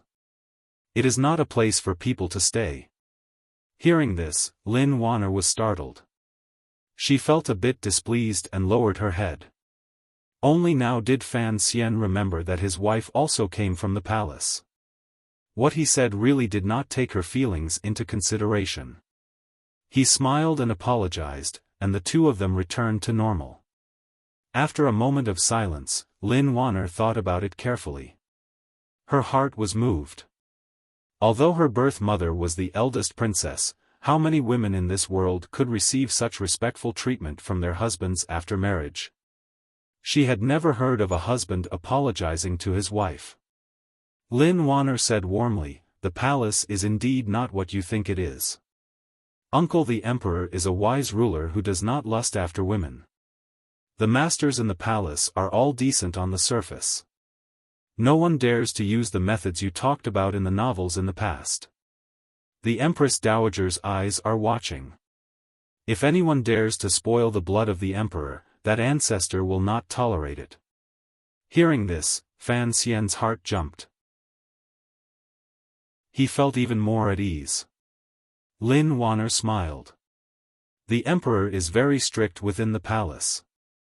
Fighting for favor? There is no favor to begin with, so how can they fight? The Empress does not care much, so those concubines can only put all their thoughts on the mahjong table. Fighting for favor is good. In reality, it is no different from the houses of other princes. Fan Xian was surprised. He had not thought that the palace would be so harmonious. Didn't that mean that the pile of palace grievances he had read in his previous life were useless? He scratched his head in self-mockery and laughed. No wonder you are so good at mahjong, Wanner. Even that little monster Fan Xija can only tie with you. As soon as she heard about mahjong, Lin Wanner's face shone with a strange light, which scared Fan Xian. He walked up to take a closer look, only to find that the light was hidden like flowing light, but it was contained within. It was like a piece of jade. It was called the light of a master who returned to simplicity. Lin Wanner's eyes wandered, and she glared at her indecent husband. My hands are itching to marry you, but you are so busy every day that I can't see you. But my luck is good. I managed to catch a genius at the mahjong table like my brother-in-law. She gritted her teeth, rolled her sleeves, and rubbed her fists. I don't know where Fan Xija has gone these days. Every day he can't catch anyone at the mahjong table. Playing mahjong with his mother is torturous. Look at how courteous she is, it's like I am her mother-in-law. Fan Xian scratched the bridge of her sharp little nose and jokingly scolded, who talks like that? He paused and then said, Lady Lu is not your mother-in-law. Don't be too unreasonable in the manner. Lin Wanner was full of hidden bitterness. Am I that kind of person? Her tone changed. In a few days, it will be time to admire the chrysanthemums.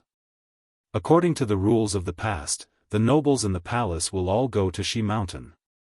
I don't know how they will arrange for us this year. We must go, but we have to see how we go. I reckon that in a few days, there will be eunuchs from the palace coming to deliver an edict. Don't forget about this. Admire the chrysanthemums? Fan Xian's brows twitched. He knew that in the crisp autumn air, the people of Jingdo all liked to go to the gardens to admire the chrysanthemums. He had not thought that the royal family would also have this hobby. Naturally, he had to go to the Li family's large gathering. However, thinking of what he had done recently in Jingdo, he suddenly wondered if the older generation of foxes were watching his every move like they were admiring the chrysanthemums. Not noticing her husband's sudden silence, Lin Wanner said seriously, I haven't been able to play mahjong lately, and the chrysanthemums haven't bloomed yet. I'm always bored. The book you promised me before marriage, when will you write it for me to read? Fan Xian's head was full of questions. How could he still have the energy to copy Dream of the Red Chamber? He forced a smile and begged for mercy.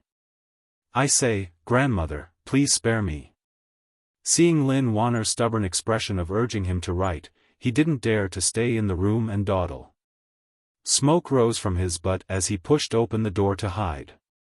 Fan Xian fled as if he had seen a ghost. He made his way through the wide courtyard until he ran into a few servant girls who were covering their faces and laughing. Only then did he feel that something was wrong. He coughed twice, trying to show the demeanor of a famous person and a famous official. But his body had not even straightened for a moment before he immediately slowed down. He gritted his teeth. Since he was young, he had decided that he wanted to live a beautiful life. Why should he care about how others looked at him? He grunted, hummed a little tune, and hopped into his study. Although his conversation with his wife was casual, he had obtained some useful information. However, Fan Xia's movements these days were indeed a little strange. Fan Xian frowned, faintly worried. Then he thought of the problem with Story of the Stone. Only then did he remember that the Emperor of Northern Qi had sealed off the news. He owed him a favor, and it seemed that he would have to copy a chapter and send it over. However, the fact that he was the author of Story of the Stone could not be hidden for long. He decided not to use the Overwatch Council's secret mail route. After sitting for a short while, before the light outside the room had completely dimmed, Yan Bingyun had arrived as promised. Fan Xian looked at the file he handed over and could not help but rub his temples. Today, he had first gone through the file Mu Tai had handed over and set the tone with Shi Chanli. Next, he had gone to the old manor to do some work. After returning to comfort his wife, he now had to talk to Sir Yen. In a short day, he had done so many things. It seemed that the so-called cultivation of a powerful official was indeed a very tiring path. I've already arrested the people you wanted me to arrest. I don't know if this will be of any help to your work. Fan Xian did not look at the file. He only asked calmly. A while ago, the whack-a-mole seemed to have not touched upon the bureaucracy of the capital, but in reality, under the cover of a large number of redundant cases, he had carefully approached the secret power of the second prince. He had also tentatively arrested 2 officials, because Yan Bingyun believed that although the 2 officials were of low rank, they were important figures in investigating whether or not there was a relationship between the second prince and the eldest princess. Yan Bingyun sat in a chair, his expression calm. He pointed at the file in front of him. They have been arrested. Fan Xian was shocked. That fast? He was too lazy to look at the file again. The conclusion? He asked directly. Yan Bingyun said coldly, every year, Xinjiang smuggles a large amount of goods to northern Qi and Dongyi. On the surface, the deficit is caused by the crown prince of the Eastern Palace, but in reality, the largest amount is given to the second prince through the Ming family. It is used to bribe the officials in the court and befriend the feudal officials of various places. So your judgment is correct. The second prince is backed by the eldest princess. Fan Xian frowned. The Ming family? The in-laws of the Cui family? Exactly. Such a large amount. How did they get it from the palace treasury to the second prince? Fan Xian asked. Of course, they couldn't go through the capital. They went around Jiangnan. In the middle, a few royal merchants split it up. From bottom to top, they were all controlled by the second prince. Yan Bingyun glanced at him. The process is complicated. It is written in the file. If there is anything you do not understand, you can just read it. It is more complicated to say it. Fan Xian did not pay attention to the doubt in his voice about his ability. He only sank into deep thought. His judgment was correct. He took a deep breath and said, "The man is very handsome." Fan Xian countered with a question. The eldest princess and the second prince did it so secretly, but we easily found out. Do you think the palace doesn't know? How could our director Chen not know? Even if the palace is vigilant, they certainly do not have concrete evidence. Yan Bingyun slowly lowered his eyes. Don't forget, the head of the first bureau, Zhu Gu, was always the eldest princess man.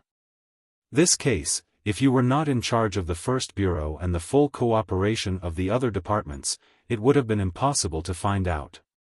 So, the situation now is that if you really open this case, Jingdo will be in chaos. He spoke calmly, but Fan Xian could hear a glimmer of coldness behind his words. To be able to find out so quickly, other than the terrifying resources of the Overwatch Council, a large part of it was due to Yan Bingyun's extraordinary ability. It was clear that Yan Bingyun did not want the case he was investigating to throw the seemingly peaceful Qing court into chaos. When it came down to it, Yan Bingyun was not loyal to Fan Xian. He was loyal to the emperor, to the Qing kingdom, and to the Overwatch Council. Fan Xian glanced at him. Do you know what it means to suppress this matter?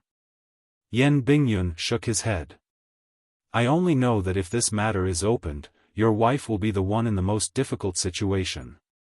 In reality, most of the upper echelons knew that Fan Xian's wife was the eldest princess daughter. It was just that no one had said it. If Fan Xian was determined to expose this matter, without question, no matter how one looked at it, the emperor in the palace would have to make an unusually valiant response. Lin Wanner's situation would inevitably become awkward. Fan Xian's actions after returning to the capital were actually just to make up for his failure in using the paper to force the eldest princess away and ease the conflict in the palace. The result he wanted was to force the emperor, who might have other plans, to strip away the eldest princess' power in the shortest amount of time. I respect my wife. Fan Xian stared at Yan Bingyun with a chill. But, I will not slow down my steps because of her difficulties. Yan Bingyun slowly raised his head. There seemed to be some confusion in his eyes. This is something I do not understand. Sir, what exactly do you want to do? 2 reasons. Fan Xian stood up and walked to the window of the study. He looked at the slowly sinking sun. In the corner of the courtyard, a woman was taking care of the branches and leaves of a shrub. The first reason is very simple. The court is currently short of silver. The great river in the south has not been repaired for many years. This year, the dam has failed and hundreds of thousands of people have drowned. Although I have not personally seen it, thinking about it, it is indeed tragic, brother. Where can we find silver for disaster relief? My father has been worrying about this problem these days. The financial situation of the current dynasty is different from that of previous dynasties in history. Long years of military use have used up large amounts of money and grain. Putting aside this, the source is also very strange. A large portion of the national treasury's annual income must come from the palace treasury. The palace treasury is the emperor's treasury. In reality, you and I both know that it is the legacy of the mistress of the Yi family. It is only by relying on the endless silver produced by these industries that the Qing kingdom can be supported. Fan Xian turned his head and narrowed his eyes at Yan Bingyun. The eldest princess is a person who loves to play with power. Over the years, the silver of the palace treasury has gradually been scattered into the hands of officials in exchange for her and him loyalty and power. To put it bluntly, this is using the emperor's silver to poach the emperor's officials. The silver has been spent on internal strife and officials. In this world where silver is needed, where can we find silver? Silver is just silver. How to use it is a big problem. Rather than letting it rot in the officials' residences, it is better to force it out and fill it in the river to scare the ghosts. So, I am in a hurry to investigate the Cui family and the second prince. Otherwise, our eldest princess and the second prince, who only seems to like reading, will generously give away all the silver of the Qing kingdom. Fan Xian lowered his head slightly and seemed to feel a little emotional. He smiled bitterly and said, "Of course, after this matter is exposed, the emperor will probably not punish his own sister. But just like last time when she was chased out of the palace, the emperor will be afraid of gossip and carefully investigate the palace treasury." He will also give the second prince a wake-up call. But His Majesty will probably be angry and think that I am meddling in other people's business. He will kick me out of the Overwatch Council and demote me far away. He stretched and wore a pure and innocent smile on his face. There is no other way. I hope the Emperor will let me return to Danzhou. Yan Bingyun tilted his head slightly. His face was stiff, as if he had never known the commissioner in front of him. He murmured, "But you will take over the palace treasury next year. When that time comes, won't it be right and proper for you to investigate?" Fan Xian smiled and spoke as if he was talking about someone else's business. The Qin kingdom has no surplus food. The sooner we can stop the outflow of silver from the palace treasury, the more the people in the south can have a few more bowls of porridge to eat. Other things can wait, but if we don't eat, we will starve. Yan Bingyun stared at him, as if trying to see if the person in front of him was the sinister official he had thought he was, or if he was a compassionate, benevolent, and unafraid of criticism. Chapter 271. Don't think I'm a saint. Fan Xian shook his head. In the end, I'm thinking for myself. Taking over the palace treasury next year? That would be cutting off Xinyang's source of income. How could she support the prince? Could she allow such a thing to happen? The accounts of the palace treasury are clean and tidy, but what about the secret deficit? Do you want me to take it and worry until my hair turns white? Her leftovers from the feast, I don't want to hold this broken plate of food. The palace treasury is a mountain of gold, but also a basin of dirty water. The eldest princess has the Empress Dowager's favor, but what about me? As a foreign official, going to take charge of the palace treasury is a painful thing to do. He said in distress, I wonder if the Emperor wants me to be the eldest princess's scapegoat? In the future, when the palace treasury's deficit is investigated, I won't be able to explain it even if I had 800 mouths. Yes, I'm not satisfied, so I'm going to take my mother-in-law's foot-washing water and pour it on herself. If Chen Pingping or Fan Jian heard what he said and saw his expression, they would certainly give him a thumbs up and praise him for being so young, but his acting skills were already at the point of perfection. Foreign official? Foreign my ass. But Yan Bingyun did not know the shocking secret behind the scenes. Hearing Fan Xian admit to his own selfishness, he felt even more admiration in the depths of his heart. He felt that this Sir Fan Jr., who he had always disliked, was actually an upright official. He furrowed his brows and suggested, why didn't you reject the palace's proposal in the beginning?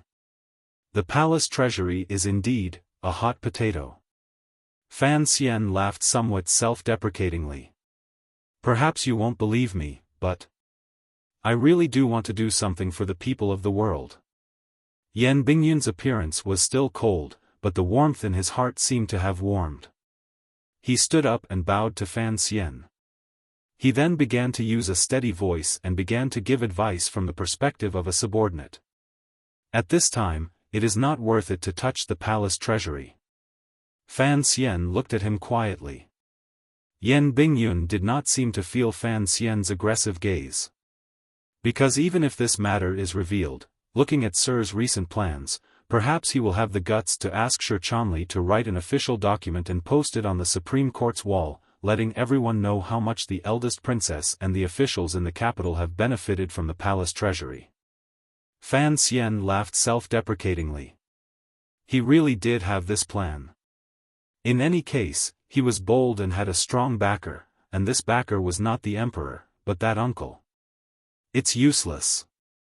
Yan Bingyun said seriously, at least for this year's victims, it is useless.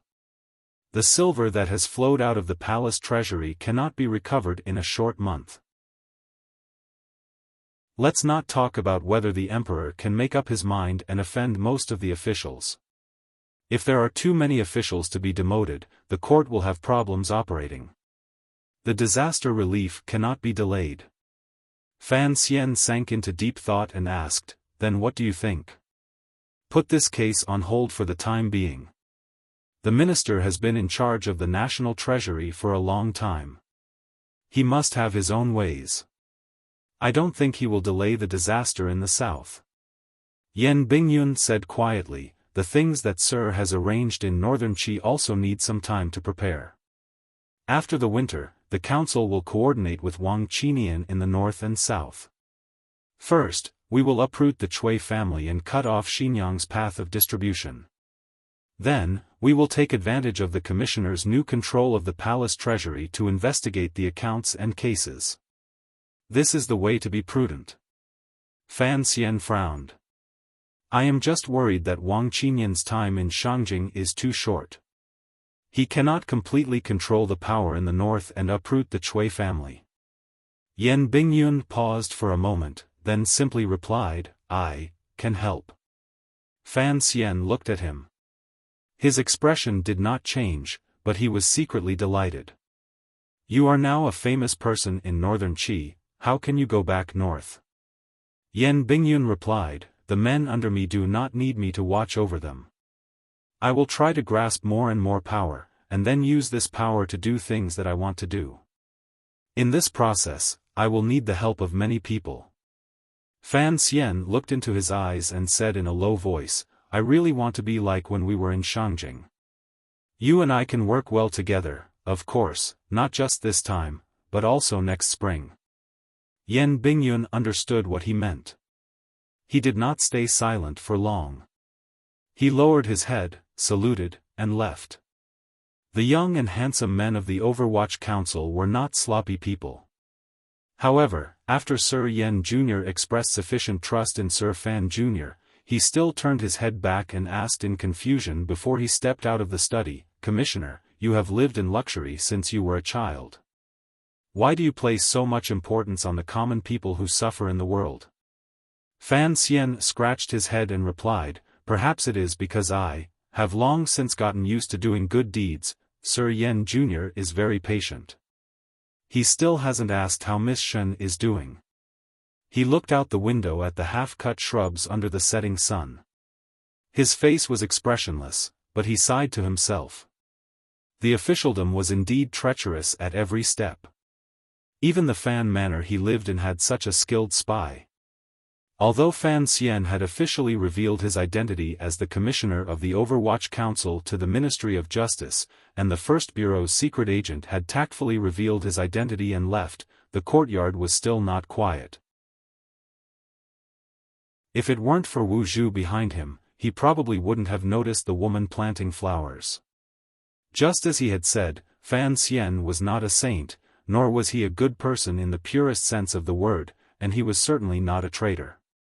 The simplest reason for dealing with the eldest princess, as well as the unknown second prince, was because he and Xinyang had long had enmity that could not be solved.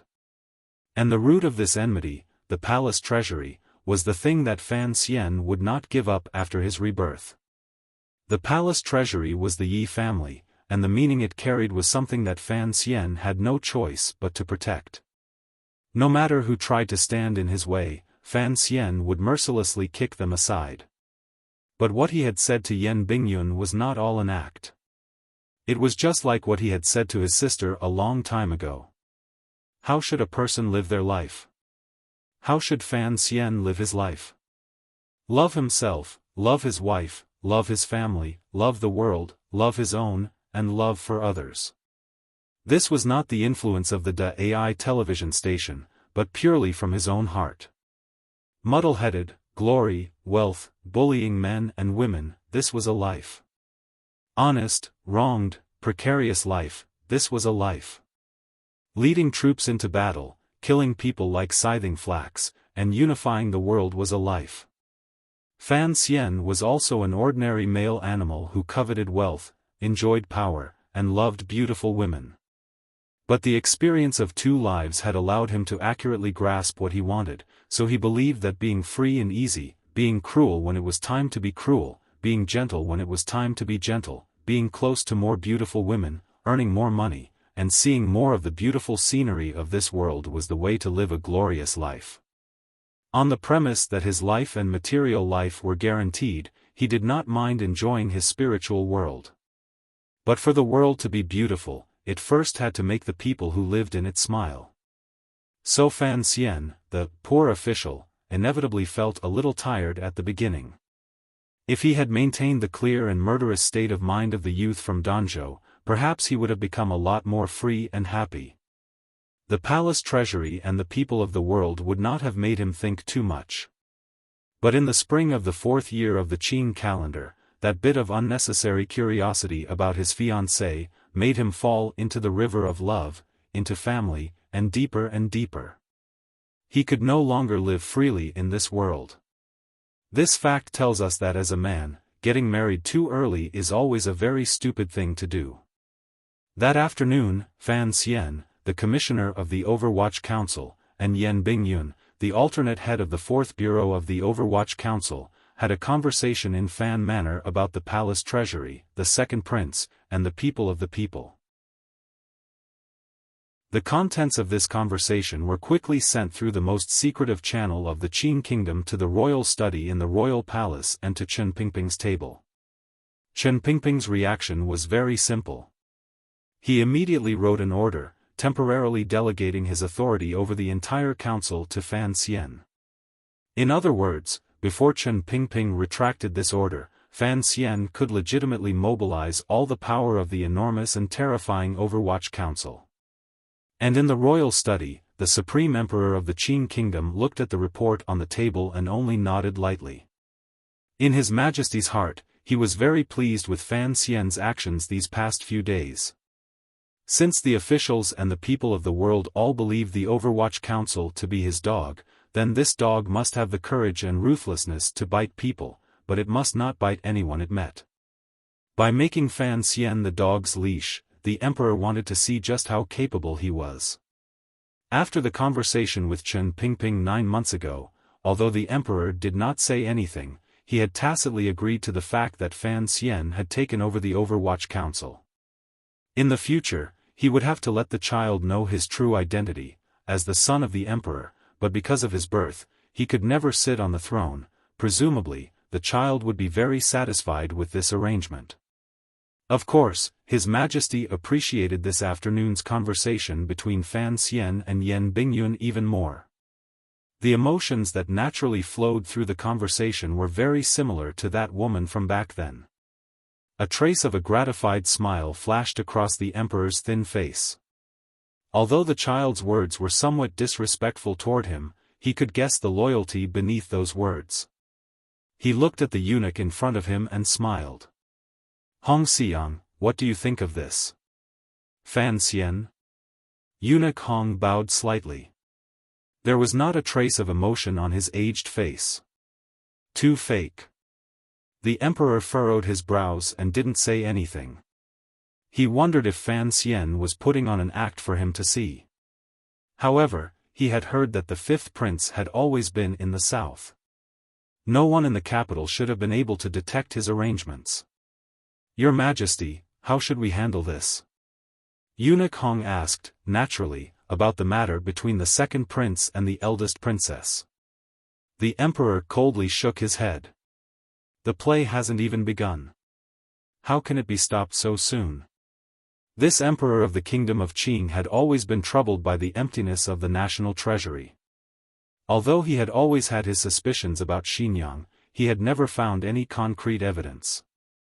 And because of the Empress Dowager's health, the emperor, who had always been loyal and filial, could not ferociously tear open everything under the curtains.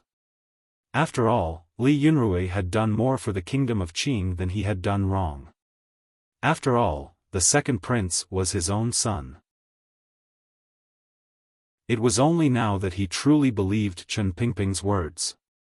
In some matters, although young people could appear a little rash, they could also display sufficient ability and boldness. Not to mention Fan Xian, it seemed that the emperor had not paid enough attention to the young official named Yan Bingyun. The serving girls lit the candles and left. The royal study was silent. The emperor quietly waited for Fan Xian's memorial. If Fan Xian had truly guessed his intentions and was willing to follow his arrangements to be a lonely official, then by tonight at the latest, he should have found out and delivered the information to the emperor's desk. And if Fan Xian really did as Yan Bingyun wanted and suppressed this matter, the emperor frowned. Even if Fan Xian was considering things for the stability of the court, as the emperor, he could not allow such deception. With a creak, the door to the royal study opened. A eunuch walked in carrying 2 boxes of memorials. The emperor had always been diligent. Reading memorials until late at night had already become a rule in the royal palace. The emperor's expression did not change, but he was waiting for something in his heart. When he saw the secret memorial box at the very bottom, a warm smile appeared on his lips.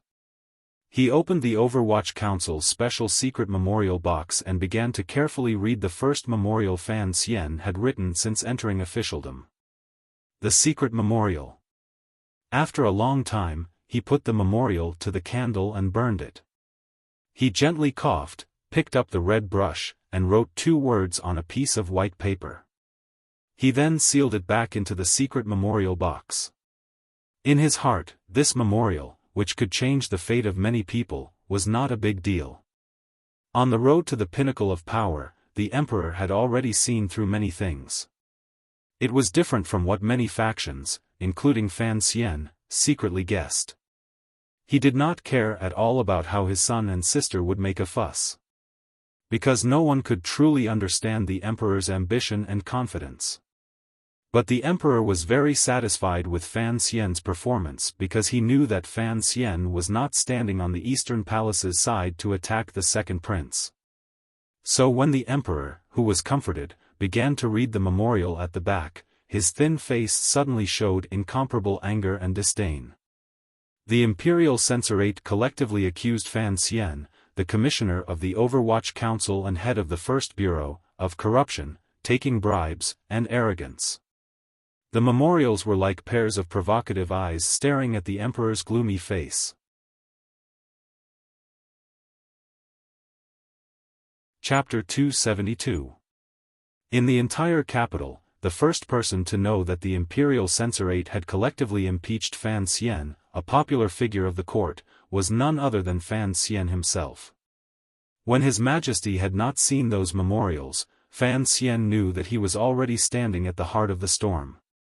Mu Tai sat in the chair opposite Fan Xian and said, "Last night, the Imperial Censor of the left, Lai Mingcheng, led the way. Because of the confirmation process, it was only sent here today. The First Bureau of the Overwatch Council was responsible for secretly monitoring the movements of the officials. If the officials of the First Bureau could not immediately find out about such a large movement, Fan Xian was afraid that he would be so angry that he would start a second rectification." He nodded and flicked the paper in his hand. "Are these the charges?" he asked curiously. Mu Tai realized that the commissioner did not seem to care. He could not help but frown. "Sir, you cannot underestimate them." After all, he stopped talking. Fan Xian raised his head and looked at him. There was a hint of mockery in his eyes.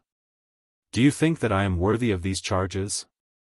The memorials of the Imperial Censor and the Imperial Censor clearly stated that in the short month that Fan Xian had been in charge of the First Bureau, he had accepted a large amount of silver from many people. At the same time, he had released a large number of suspects.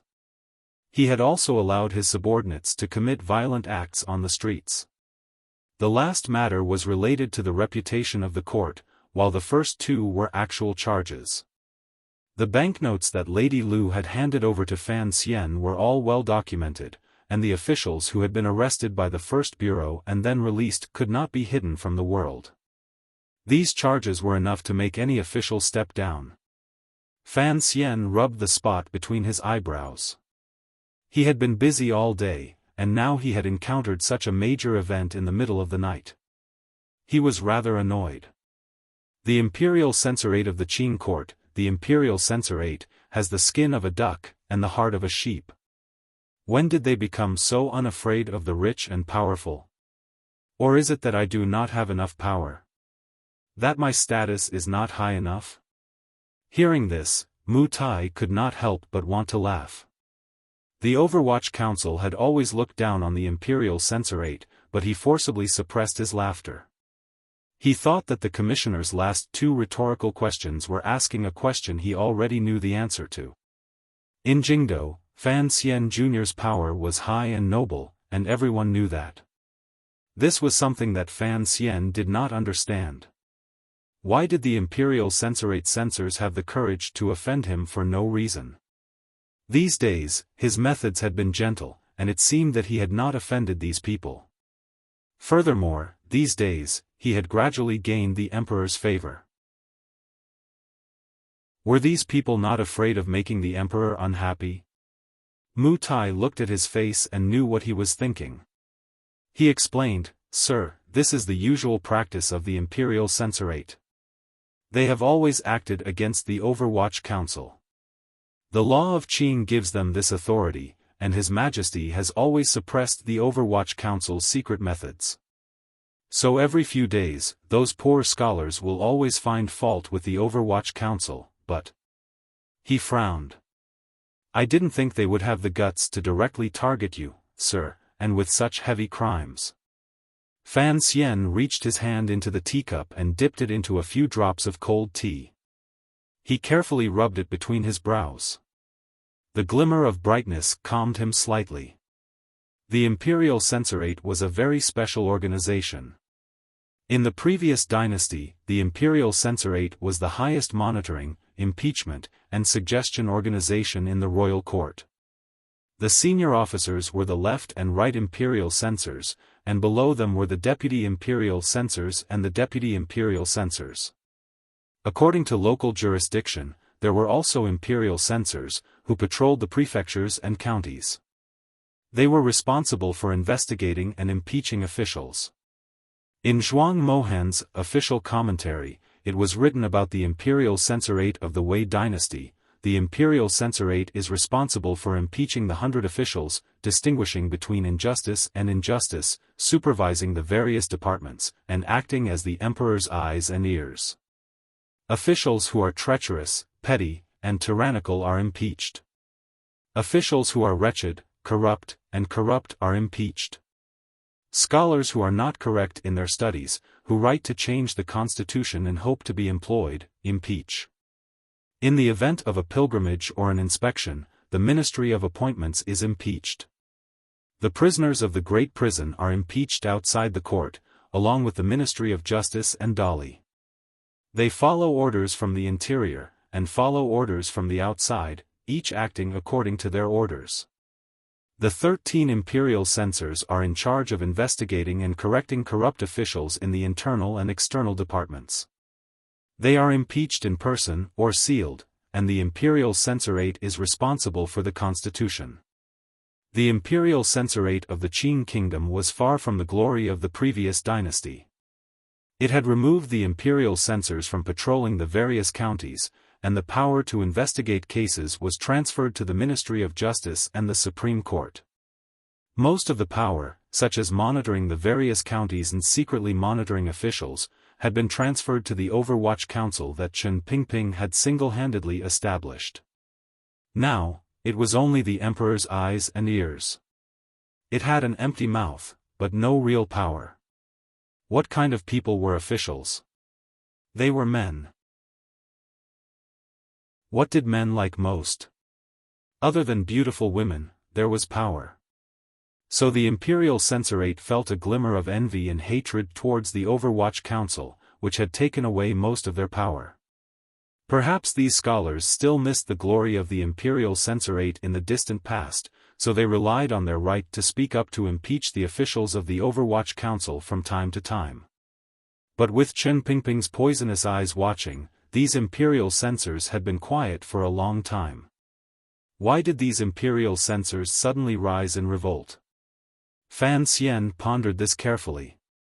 The Overwatch Council was the most powerful of the Overwatch Council, but that did not mean the imperial censorate had lost its influence on the court. Even the eldest princess had been forced out of the palace by Fan Xian's thousands of verbal papers. One could imagine that words were enough to kill an official. Most of the imperial censorate's imperial censorate came from humble backgrounds, and were greatly supported by the scholars. In the past, when an imperial censor submitted a petition, it would always be echoed by the scholars. After a round of verbal attacks, the court would always investigate. Even if there were no results in the end, the official covered in filth would never be able to stand upright in court again. Fan Xian laughed coldly. His mind turned, and he knew where the problem was. It seemed that the Overwatch Council's secret investigation of Xinyang and the second prince had already been leaked. He remembered clearly that the former imperial censor of the left, who had been ordered by the eldest princess to break his legs in the Ministry of Justice, was a pretty boy raised by the eldest princess. And the great scholar He Zongwei, whom he had been secretly investigating, was also in the imperial censorate. Not long after, the secret memorial sent to the palace received a reply. Fan Xian looked at the box wrapped in a golden silk handkerchief and shook his head. Opening it, there was only a piece of white paper inside. On the white paper, there were 2 words. Nji. Fan Xian's surname was Fan, and his given name was Nji. Now, he could naturally guess that this name was probably given to him by the emperor himself. He couldn't help but frown, unsure of what the emperor meant. When he submitted the secret petition, he knew that the emperor would temporarily suppress the matter of the palace treasury deficit. But the sudden accusation from the imperial censorate made him misunderstand. He thought that the emperor wanted him to swallow his anger. I can't Nji. Fan Xian shook his head and said to Mu Tai, investigate those imperial censors who consider themselves to be honest. Since they have petitioned me to take bribes and bend the law, then I have to reciprocate, it's impolite. Mu Tai was a little surprised. Director Chen once said that when it comes to the imperial censorate's petitions, it's like listening to a dog barking. Ignore it, because the palace does not want the Overwatch Council to investigate the imperial censorate, it would not look good. And in order to open up more avenues of speech, the emperor has never given the Overwatch Council the power to arrest the imperial censors. Fan Xian spat. This time, they're not just barking. They're already opening their mouths to bite me. Who cares about the face of the court?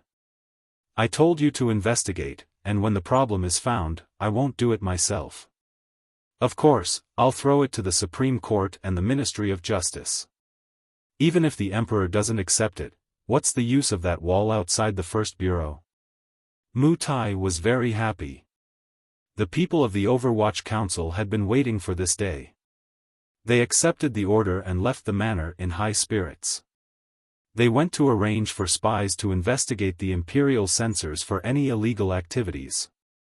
The next day, Fan Xian played mahjong at home and enjoyed a good day of rain.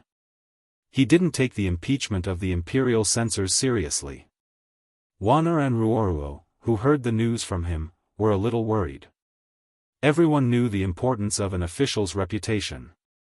It wasn't until the news of the imperial censors' impeachment had spread throughout the capital, and the Hall of Governmental Affairs had already copied the memorials and sent them to Fan Manor that Fan Xian pretended to know about the matter. His face was full of shock and anger, but he still slept soundly that night. Early in the morning on the 3rd day, Fan Xian left the manor. According to the rules, an official who was impeached by the imperial censors had to put down what they were doing and submit a memorial to defend themselves. But he didn't follow the rules. Instead, he went to Xianfeng restaurant and led a family to attack the delicious jietang buns. This matter had already caused a huge uproar in Jingdo.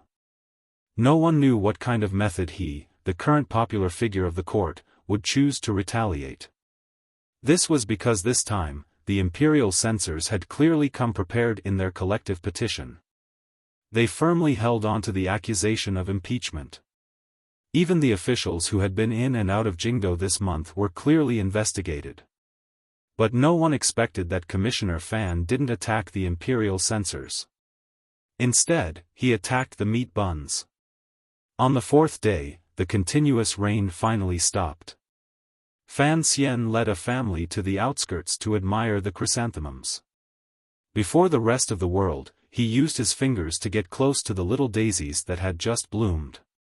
Logically speaking, at this time, the Hall of Governmental Affairs should have brought out the emperor's edict. To investigate or not to investigate? To ask or not to ask? Regardless of whether it was to wake up Sir Fan Jr., who had risen too quickly this year, or to harshly rebuke the imperial censors who were too meddlesome, the emperor had to have an attitude. During the court discussion, the Minister of Appointments, Yan Hangshu, finally couldn't resist the curiosity in his heart and carefully asked. He didn't know that the emperor only grunted through his nose and didn't respond at all. The scene was stuck in an awkward stalemate. The imperial censors' faces of justice and solemnity gradually turned into awkwardness. They planned to jointly submit a memorial again. They were also prepared to draw in their peers among the civil officials in court. At the same time, they were going to mobilize the students of the Imperial College. Chapter 273. The Emperor of the Qin Kingdom was actually waiting for Fan Xian's self-defense memorial. He had planned on casually fooling around a bit and getting this matter over with.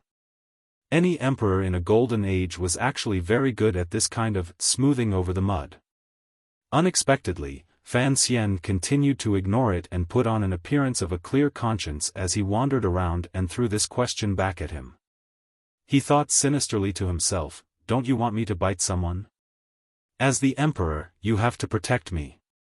If I have to be disgraced over such a small matter, then in the future, when I really do move against Xinjiang and take care of the eldest princess, won't you throw me to the Empress Dowager to eat?"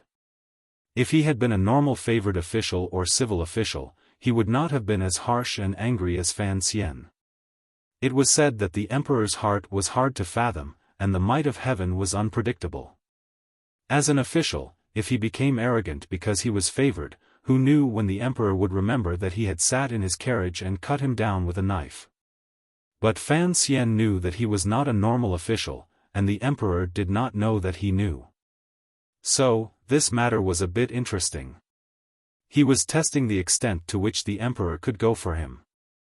On the 7th day after the imperial censors collectively submitted their memorial, Fan Xian sat in a carriage outside the palace gates. When he got off the carriage, the officials of the Qinian unit surrounded him and guarded him in the center. His black and gray clothing, cold expression, and tall and straight figure all made clear his identity.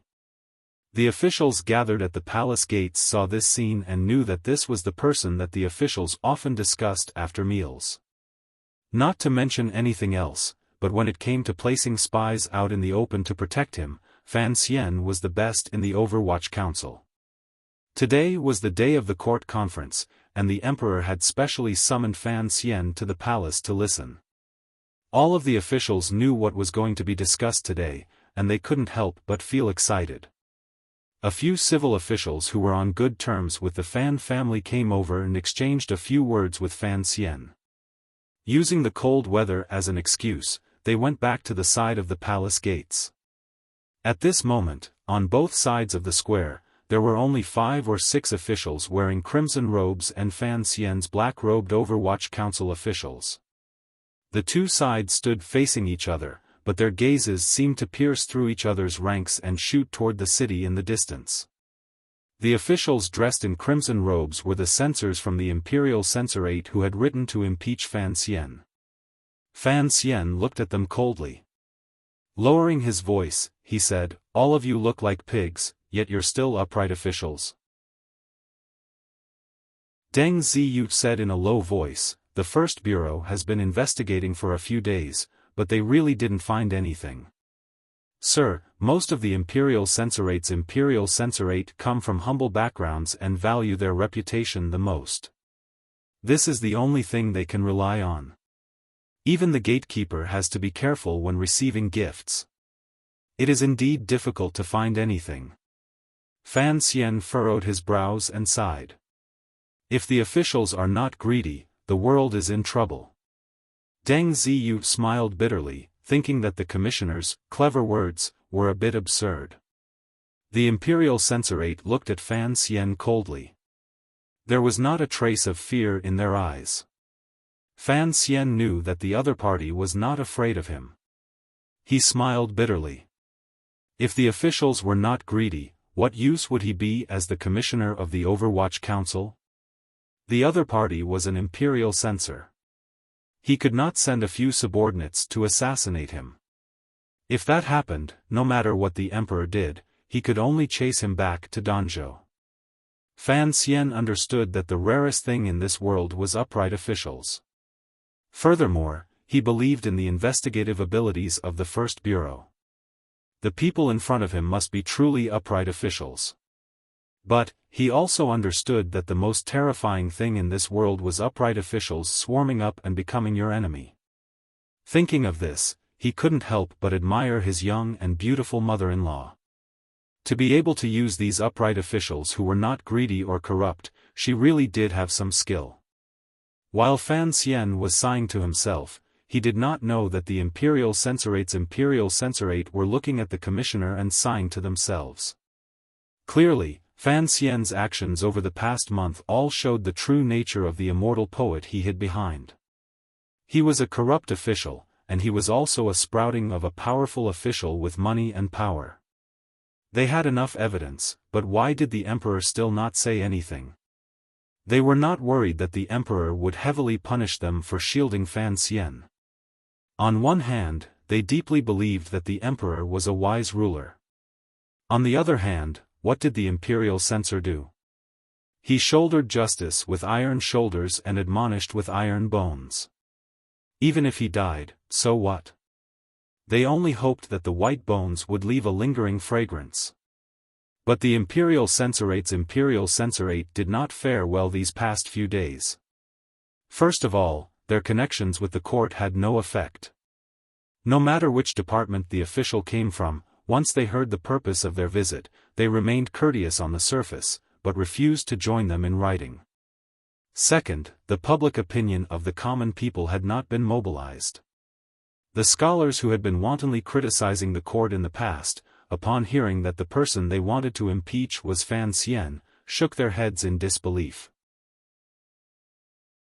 And what angered the Imperial Censorate the most was the attitude of the young people in the Imperial College. The Imperial Censor who had gone to the Imperial College to mobilize the students was kicked out in the end. No one believed that the immortal poet, Zhuang Mohan's designated successor, the son of the Minister of Revenue, the idol of a generation of young scholars, and the dream lover of countless girls, would be so immoral as to covet such a small amount of silver. 13,400 liang, just a small amount of silver? Perhaps the Imperial Censorate's Imperial Censorate were used to being poor, so this was the thing they could not understand. At this time, a sudden gust of morning wind blew past, making the officials guarding outside the palace feel refreshed. Immediately after, their expressions changed. They looked at the cloud of rain floating in the morning light and hid inside the palace gate.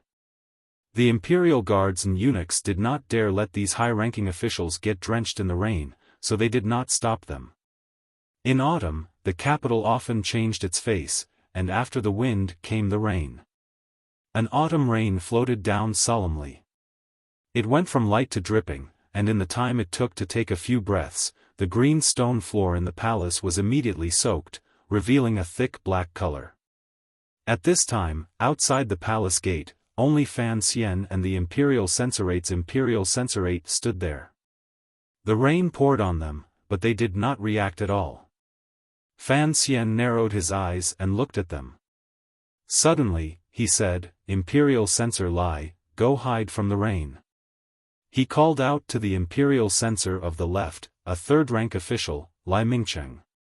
Censor Lai looked at him coldly and said, "Master Fan, do you think being drenched in the rain will be enough to wash away your sins?"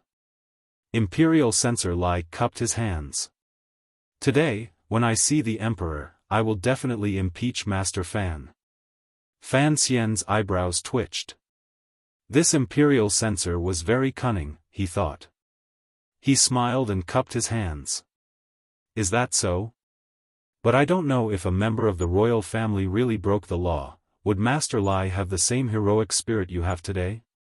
The Imperial Censor of the left was so angry that he did not want to speak. He waved his sleeves and walked toward the palace gate. Behind him, the imperial censorites knelt in the rain. Playing the game of kneeling at the palace gate? Fan Xian felt that these people were both pitiful and funny. He sighed. Life is only for fame. I really don't know why the court keeps you people. The kneeling imperial censorites stared back at him angrily. Fan Xian turned a blind eye to them. He lifted the rain hat behind him to cover his head. He smiled. I am black. No matter how I wash, I will always be black. Although you are all red, after being washed by the rain, you have turned black. The rain slid down his Overwatch Council robe. The robe was smooth and did not leak water. The black was still that gloomy black. After the imperial censorites' robes were soaked by the rain, the color gradually darkened, and gradually became closer to black. The imperial censorites looked down at their own clothes. They allowed the rain to hit their faces, but they stubbornly remained silent.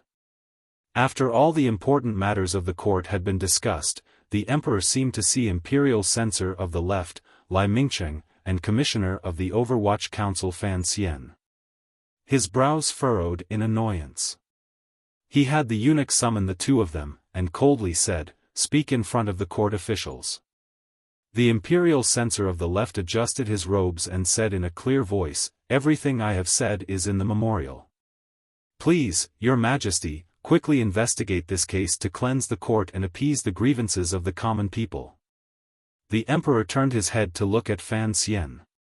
"Why have you never submitted your memorial to the Hall of Governmental Affairs?" Fan Xian bowed respectfully. "I did not write a memorial." The emperor angrily rebuked him. "How arrogant! The imperial censor of the imperial censorate is the first to impeach 100 officials like you. Don't think your family has been loyal for generations. Just because you have done a great service to the country and are famous in the world, I can't bear to punish you." Fan Xian knew that the emperor was angry because he had been silent all this time. He was angry because he had thrown the topic to him. He apologized. "I really did not know I had to write a memorial to defend myself. I am guilty." The emperor's expression softened. "Considering that you have just entered officialdom, and Fan Jian is busy with work, and that old thing Chen Pingping will not teach you these things, I will forgive you this time. Today, I summon you to the palace. I want to hear how you will defend yourself and explain yourself to the court officials." Fan Xian's expression showed that he was in a difficult position. A moment later, he hesitantly opened his mouth. "I really do not know how to defend myself." The emperor's expression immediately darkened. "Then you admit to your crimes?" he asked. Fan Xian suddenly raised his head. His expression showed bitterness. "Long live, I do not admit to my crimes. The reason why I do not defend myself is because the imperial censorate's accusations are absurd and without reason. I do not know the truth, and I do not know who is involved in this so-called bribery and perverting the law. I do not know how to defend myself."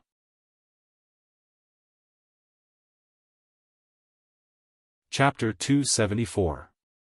The officials were in an uproar. No one had expected Fan Xian to be so stubborn as to refuse to defend himself. The face of the Minister of Appointments, Yan Hangshu, darkened. Just as he was about to say something, he looked up and saw that the few superior-ranked officials in front of him were all silent. Only then did he remember that things were definitely not so simple. The head of the Bureau of Military Affairs, General Qin, had his white beard swaying in the wind. His old eyes were half closed, as if he had fallen asleep. Yan Hangshu glanced down. General Qin's son, Qin Heng, was also keeping his mouth shut. He no longer had the courage to suggest Fan Xian go to northern Qi in the early spring. It was only right for the military to remain silent. On one hand, they had a good relationship with the Overwatch Council. On the other hand, this was an invasion of the Jingdo bureaucracy, and they had no need to intervene. But the head of the civil officials, Shu the scholar, also had a respectful expression. It was as if he had not heard the conversation in front of the palace. The ministers had all turned into clay statues. Yan Hangshu thought about it. It seemed that there was no need to offend Fan Xian for the sake of the eldest princess, who was far away in Xinyang. So he also kept his mouth shut. Seeing that no officials had spoken up to reprimand Fan Xian, the emperor's expression did not soften. A cold light flashed through his eyes. He stared at Fan Xian and said, "If you do not defend yourself, then let's hear what Minister Lai has to say." The imperial censor of the left, Lai Mingcheng, accepted the edict and stepped forward. He read out all of Fan Xian's illegal actions in the memorials. Stroke by stroke, it was clear. Fan Xian groaned in his heart. This imperial censor of the left was indeed surnamed Lai. Why did he have to blame everything on him? What did the bribe from the first bureau have to do with him? The court was filled with discussion. The gazes that were directed at Lai Mingcheng and Fan Xian became somewhat strange.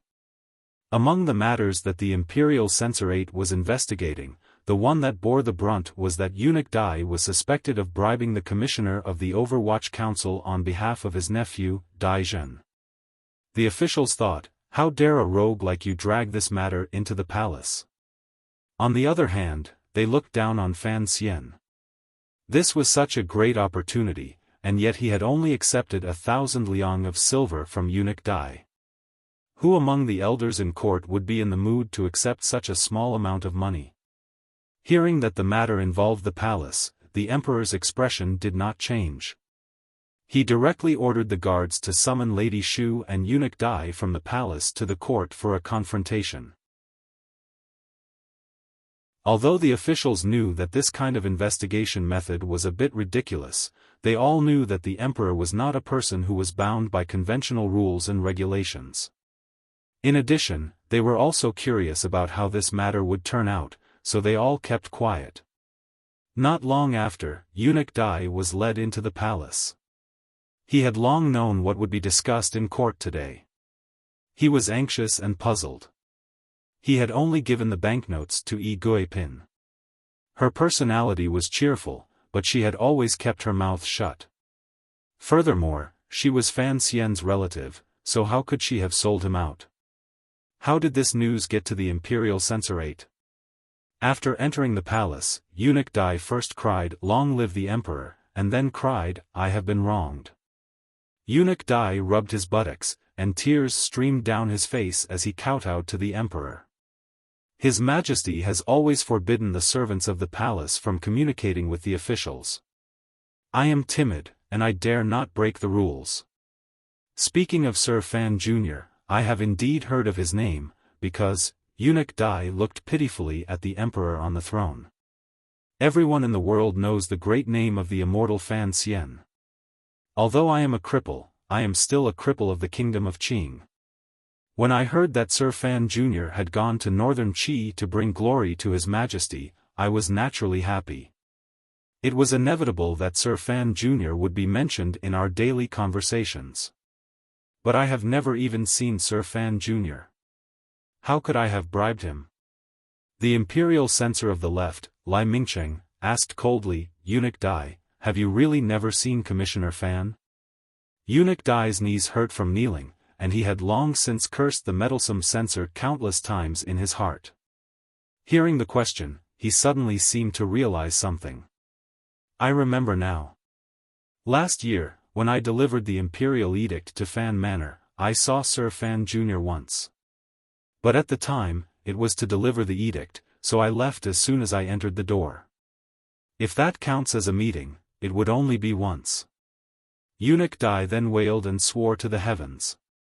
Long live the emperor, I have only seen Sir Fan Jr. once. If I have seen him again, let my intestines be torn apart and I die a horrible death. I will still be a eunuch in my next life. This was a vicious oath, and His Majesty cursed angrily. What nonsense are you spouting? Imperial censor Lai, on the other hand, looked slightly worried. He said, bribery doesn't necessarily mean that both parties must meet. Eunuch Dai, let me ask you, do you have a distant nephew called Dai Zhen, who is a minor official in the vegetable inspection department at the entrance of Dengshiku? Eunuch Dai did not dare to hide anything and nodded. Imperial Censor Lai reported seriously, Your Majesty, that Dai Zhen is a corrupt. He recounted everything that had happened in the first bureau of the Overwatch Council, then stared at Fan Xian and said coldly, Commissioner Fan, may I ask where this Dai Zhen is now? Fan Xian thought for a moment, then replied, the case has been closed. After this low-ranking official Dai Zhen spat out the stolen money, he was stripped of his position. I do not know where he is now. Imperial Censor Lai said coldly, You do not know? It was you who took bribes from Eunuch Dai and broke the law. That Dai Zhen has been in the vegetable inspection department for 6 years, and who knows how much money he has embezzled from the palace. Commissioner, you say you do not know, and then strip him of his position, taking only a small amount of money and then letting him go. I do not know what is going on. Fan Xian calmly replied, the council has investigated and found that Dai Zhen has embezzled 472 taels of silver in 6 years. According to the third rule of Qing law, if the amount is less than 500 taels of silver, he will be stripped of his position and given a fine. There is no need to transfer him to the Ministry of Justice. The case has been closed, and Dai Zhen has been stripped of his position and fined 1,000 taels of silver. What does Imperial Censor Lai think is wrong, and what is going on? Dai Zhen's case had been investigated by the Overwatch Council. As for how much he had embezzled, it was up to Fan Xian. Imperial Censor Lai was so angry that he laughed, 472 taels of silver? Could it be that Commissioner Fan is trying to deceive the court officials without eyes? Fan Xian laughed. Of course, Dai Zhen has also embezzled some vegetables and fruits. According to the rules, they should be converted into silver. If that is the case, then it is indeed the council that has not been meticulous enough. Imperial Censor Lai's advice is reasonable, and I thank you. Imperial Censor Lai saw that Fan Xian was being unreasonable and shouted angrily, How dare you! In these 6 years, Dai Zhen has embezzled at least 4,000 taels of silver. The people are boiling with anger, and Commissioner Fan is trying to cover it up. What are you trying to do? The court was silent. The only thing that could be heard was the Imperial Censor's angry questioning. Fan Xian slowly raised his head and glanced at the Imperial Censor with a slightly cold gaze. He took a light step forward. Imperial Censor Lai saw the coldness on his handsome face, and for a moment, he was intimidated and unconsciously took a step back. Fan Xian stared into his eyes and suddenly said, word by word, what are you trying to do? The people are boiling with anger? He took a deep breath and said mockingly, dare I ask Imperial Censor Lai, as the Imperial Censor of the Imperial Censor, you have the responsibility of reporting to the public. Since you keep saying that Dai Zhen has embezzled so much silver, and the people are boiling with anger, then in these 6 years, why has the Imperial Censor not mentioned this? Are you the official who is trying to cover up Dai Zhen's crimes? The people are boiling with anger. Why don't you ask the capital's magistrate to arrest him? He suddenly became angry, and all the officials in the court were stunned. Fan Xian didn't give Imperial Censor Lai a chance to speak. In a cold voice, he said, I have been in charge of the first bureau for less than a month, and I have already found out about Dai Zhen's embezzlement.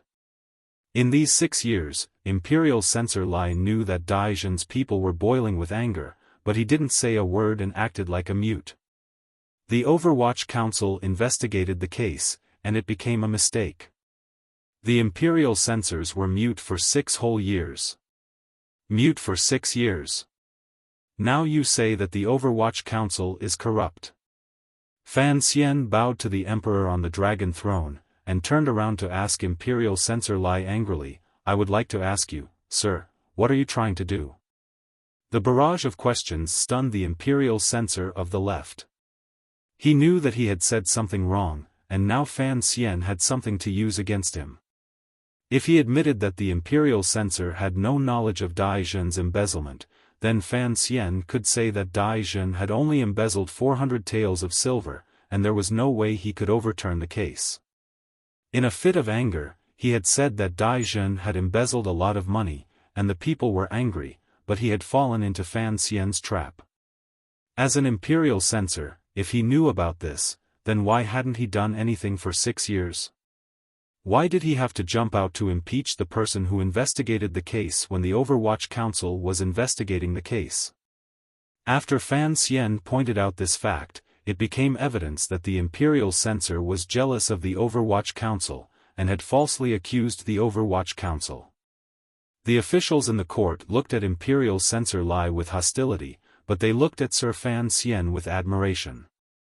These old foxes knew the root of the matter, but Fan Xian had dug a hole in the court, and imperial censor Lai had jumped in. This skill and accuracy made these old foxes feel a little afraid. This was not like a young man who had been in the bureaucracy for less than a year. Everyone sighed in their hearts. Fan Xian could write poetry, fight, and now be an official. They really didn't know how Fan Jian, that old money grubber, could be so lucky to have raised such a good illegitimate son. The imperial censor of the left was so angry that his lips trembled. He waved his sleeves and knelt before the emperor. In a raspy voice, he said, "Your Majesty, please punish me severely. But Commissioner Fan's abuse of the law is not something that Your Majesty can easily forgive. Let the Supreme Court investigate carefully, and I am sure they will find something." The emperor had long since grown impatient. Seeing Fan Xian's behavior, a glimmer of joy flashed in his eyes. Immediately, he said impatiently, all right. You are the imperial censor of the left. It is normal that you do not know about the corruption of a lowly official. There is no need to punish him. Just remember, in the future, do not exaggerate this matter in court, and use the people's anger to talk about it. I am not the emperor of Northern Wei or Northern Qi, and the kingdom of Qing is not that kind of country. In the future, do not do such things. Do not do such things again. Lai Mingcheng was ashamed and angry. He would rather die than accept this kind of reputation. Gritting his teeth, he knelt on the ground and kowtowed again and again.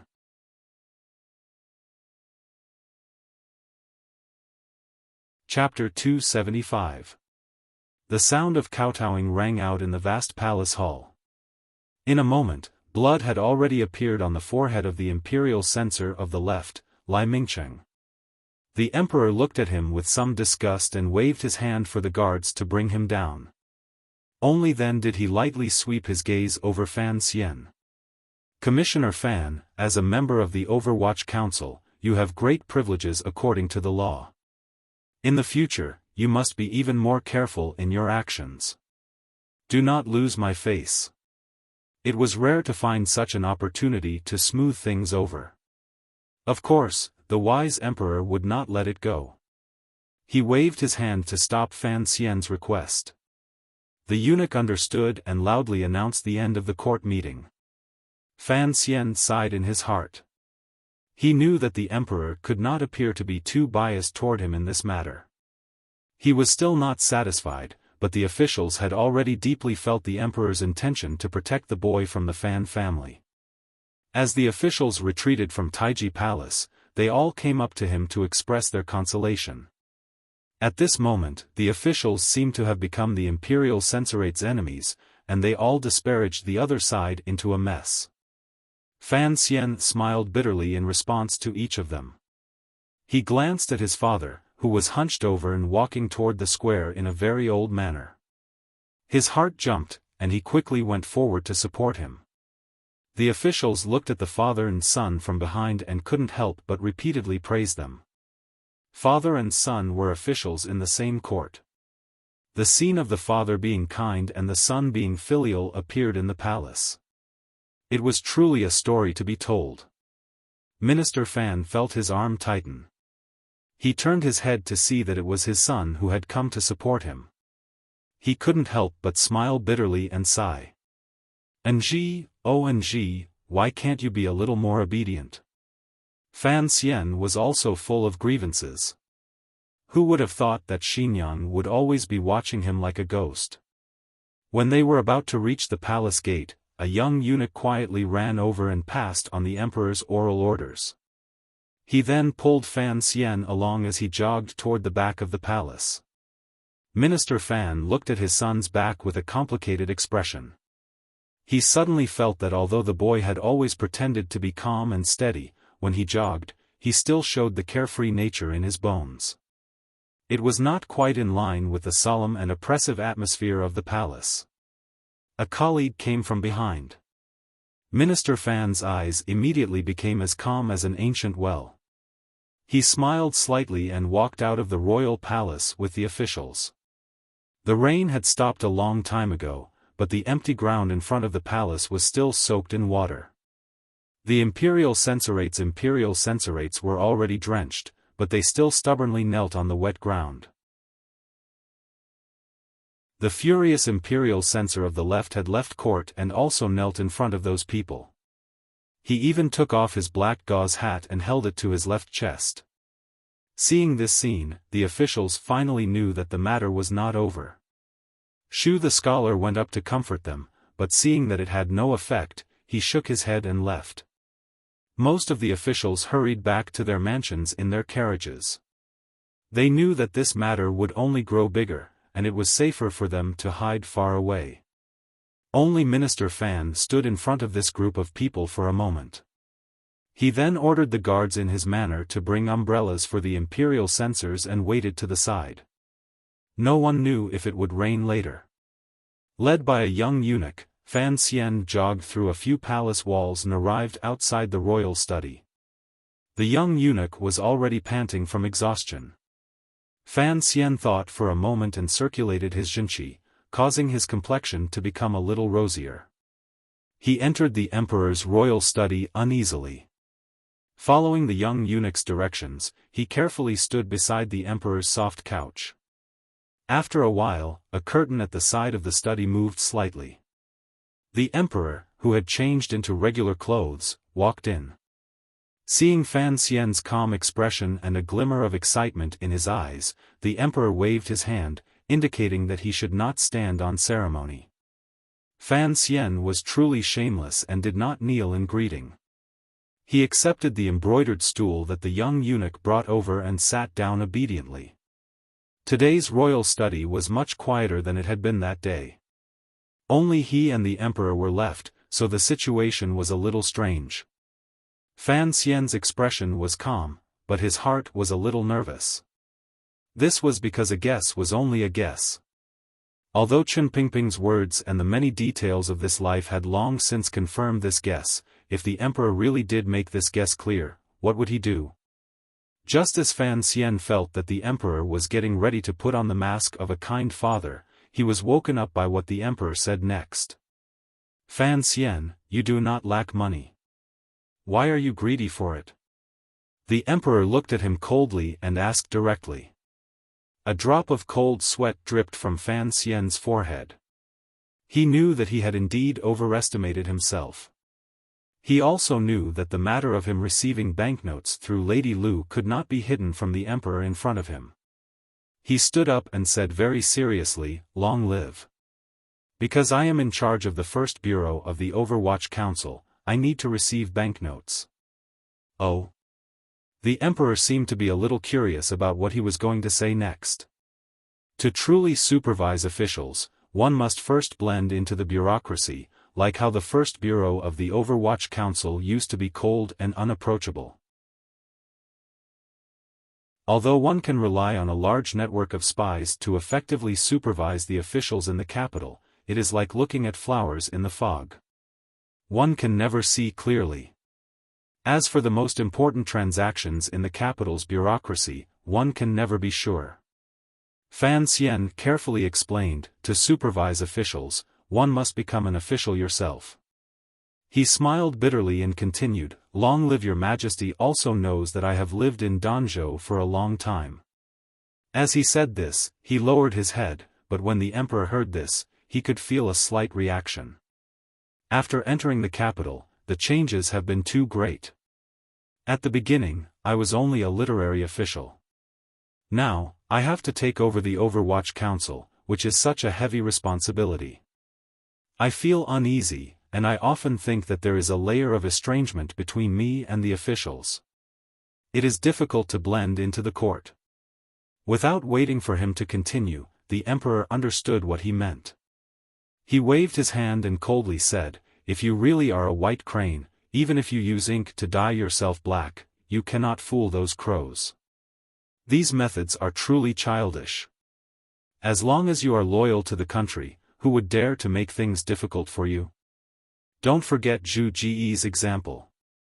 At first, that bastard wanted to plunge into the bureaucracy of the capital. Unexpectedly, he plunged head first into it and was unable to rise again." Fan Xian knew that the emperor was repeatedly warning him to be a lonely official. He felt a bit disgusted, but his face did not change. He only chuckled and said, "Long live your majesty. Today, someone in court is making things difficult for me." To the side, the eunuch holding the horsetail whisk felt his heart tremble. Sir Fan Jr.'s words did not match his status. It seemed to be a bit arrogant because of his favor. No matter how much the emperor liked this young official, he was afraid that he would lose his temper. Even the crown prince was respectful in front of the emperor with a glimmer of fear. Who would speak like Fan Xian? Unexpectedly, the emperor glanced at Fan Xian with a slight smile and said, "I do want to give you justice. However, this is a matter between you and your family's elders. I don't want to meddle too much." Fan Xian was shocked. He knew that the emperor completely understood that the background of the imperial censorate's letter was related to Xinjiang, but why did he still suppress him and not let him act? He was truly unwilling. He was about to give the emperor some more eye drops when he suddenly saw the emperor rub the space between his brows and faintly say, "I have a portrait for you to see." Countless thoughts surged through Fan Xian's mind. He thought of what Chen Pingping had said. The only portrait his mother had left behind was in the royal palace. At this moment, the door to the royal study was pushed open. Eunuch Ho, who was familiar with Fan Xian, walked in with a face full of anxiety. He quietly said something to the emperor. Fan Xian's hearing was exceptional and had heard it clearly. He couldn't help but feel shocked. He thought to himself that the imperial censorate had invested too much this time. As expected, the emperor's expression gradually darkened. Glancing at Fan Xian, he waved his hand and said, "Kneeling at the palace gates and taking off the black veil? This is remonstrating me for being muddle-headed. Then, I will show them how muddle-headed I am. Pass on my edict." The imperial censorate of the imperial censorate has corrupted court officials, recklessly interfered with council matters, neglected state affairs, did not repent, and acted rashly. 30 strokes of the cane. This was the first time Fan Xian had seen the emperor angry. He couldn't help but feel a chill. 30 strokes of the cane. If the imperial censorate didn't die, they would lose half their lives. In reality, these imperial censorate's luck was too bad. Just as the Qing emperor was preparing to do something important, he was interrupted by them. How could he forgive them? Outside the Shenhua Gate, beside the Jade River, in front of the arch bridge, on the wet stone slabs, a few imperial censorates had their official robes stripped and were pressed to the ground to be beaten. The cane fell heavily and was slowly raised. Each time it rose and fell, it brought with it a few drops of blood and rain. The scene was bloody. At this time, some of the civil officials who had heard the news had hurried back. Seeing this wretched scene, they rushed into the palace to admonish the emperor. Looking at Fan Xian, who had been sent to the palace gates to observe the punishment, they couldn't help but feel a trace of fear in their eyes. Although today's matter was caused by the Imperial Censorate's people, the Emperor had actually used the cane, which had been suspended for many years, for Fan Xian's sake. They couldn't help but have a clearer understanding of Fan Xian's position in the Emperor's heart. Fan Xian stood beside Eunuch Ho and narrowed his eyes as he watched the scene in front of him. He didn't have a trace of sympathy for the Imperial Censorate, but his face showed that he couldn't bear it. He said, "Eunuch Ho, tell your subordinates to go easy on them." Eunuch Ho lowered his eyes and said, "Sir Fan, you have a good heart. You already told me earlier, and I didn't dare to disobey. I've already told you that although they are being beaten badly, they haven't hurt their muscles or bones."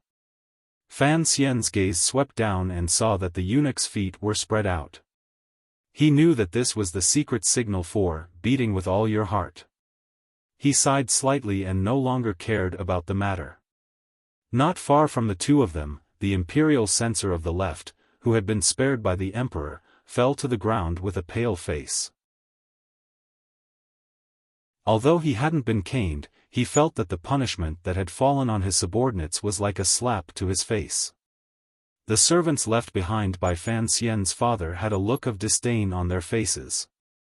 Holding an umbrella in their hands, they looked at the dazed Imperial Censor of the left. Fan Xian walked over and waved his hand to disperse the servants. With a trace of pity, he looked at Imperial Censor Lai and said, "Why did you have to get involved in this matter?" Imperial Censor Lai didn't know how much inside information Fan Xian knew. He stood where he was. Fan Xian sighed and desperately begged Eunuch Ho to temporarily stop the caning and enter the palace alone to plead with the Emperor. It wasn't that he couldn't bear to see blood, nor did he want to spare these Imperial censors who dared to provoke him. It was just that he had to do this in front of the hundreds of court officials who couldn't bear it. As Fan Xian ran toward the palace, he thought bitterly to himself, "You, the Emperor, want to use this caning to push me against all the other officials. I won't let it happen. I've worked so hard to build up my good character for 2 years. If it's all gone because of a few caning strikes, I'll lose a lot."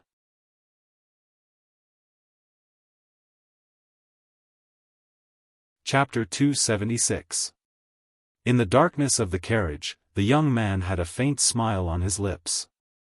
It was a smile that he did not want to show. There was a hint of shyness that a man should not have. His lightly spread eyebrows were like the murals in the temples of Qing, giving off a natural feeling of antiquity and nobility. "I don't understand." There was a hint of distress in the young man's smile. "I don't understand many things. For example, why did he investigate me? Does he not know that I truly admire him?" His fingers gently pinched the sachet at his waist. He sniffed the scent of lilacs that was slowly spreading out. He gently leaned his head against the soft wall of the carriage and half-closed his eyes. "It is natural for me to admire him. Father is used to the life of a horse. Why does he value his literary name so much?" No one dared to respond to him. No one had the ability to respond to him. So the young nobleman was still trapped in that absurd sense of unreality. Why? Why? The bashful smile on his face gradually disappeared. He gently removed his fingers from the sachet and rubbed them against the tip of his nose, as if trying to preserve all the remaining fragrance on his fingertips. "This doesn't make sense. But there's nothing I can do." The young man sighed. He turned his head to look at the bunch of green grapes beside him. Suddenly, he reached out and grabbed the grape by its stem. He expressionlessly threw the grapes away. "Father loves him too much. More than he loves me." The corners of his mouth twitched nervously. He thought of the crown prince in the palace and his aunt in Xinyang. He waved his hand and said to the bowing censor beside him, "Sue for peace." Censor He Zongwei did not participate in this operation. He raised his head in surprise and saw a flash of weariness in the second prince's eyes. He did not speak for a while. The Imperial Censorate's Imperial Censor had been beaten until his flesh and bones were separated and his blood was dripping. This matter naturally became the most sensational news in Jingdo recently. The newly published newspaper in the palace lightly described the situation at the time, and the internal court bulletin of the government wrote it clearly. Everyone knew that through this incident, the emperor had once again emphasized the authority of the Overwatch Council. Even more obviously, he had once again emphasized his desire to protect the young man called Fan Xian. There was a seat in the royal study, and there was a seat in the Overwatch Council. If the imperial censor were to accuse him, it would mean that the emperor was giving him face. Fan Xian, this was already a dazzling name. Now, on top of the golden content, there was an additional thick black and gray border. Most officials did not dare to look directly at him. On the day the imperial censor was beaten, it was rumored that the young commissioner had knelt outside the royal study and begged the emperor to stop the punishment. The imperial censor was able to live because he had disregarded his former enmity and begged for mercy. At the time, eunuch Ho, who had carried out the punishment, had casually revealed that the reason he had not beaten the imperial censor to death with 3 strikes was because of Commissioner Fan's secret request. On the surface, Fan Xian did not turn this matter into a favor to the imperial censorate. He maintained his silence on the matter of the cane. On the contrary, it was this attitude that allowed him to gain more understanding and support. After all, he had kept the lives of those pitiful imperial censors. The Jingdo scholars and imperial college students, who had secretly stood on his side, felt that they had not supported the wrong person. The people of the Qin kingdom had always thought the Overwatch Council was the emperor's dog. It was not until this matter, perhaps because Fan Xian's reputation as an immortal poet was too dazzling, that people began to learn to face this organization that had always been hidden in the dark. Their impression of the Overwatch Council, or at least the First Bureau, began to gradually change. There was a possibility of transition between black and white. Within the camp of good and evil, there was also a different kind of beauty. Gray silence. This was the Overwatch Council. There were still a few more days before the chrysanthemum viewing party in the royal palace.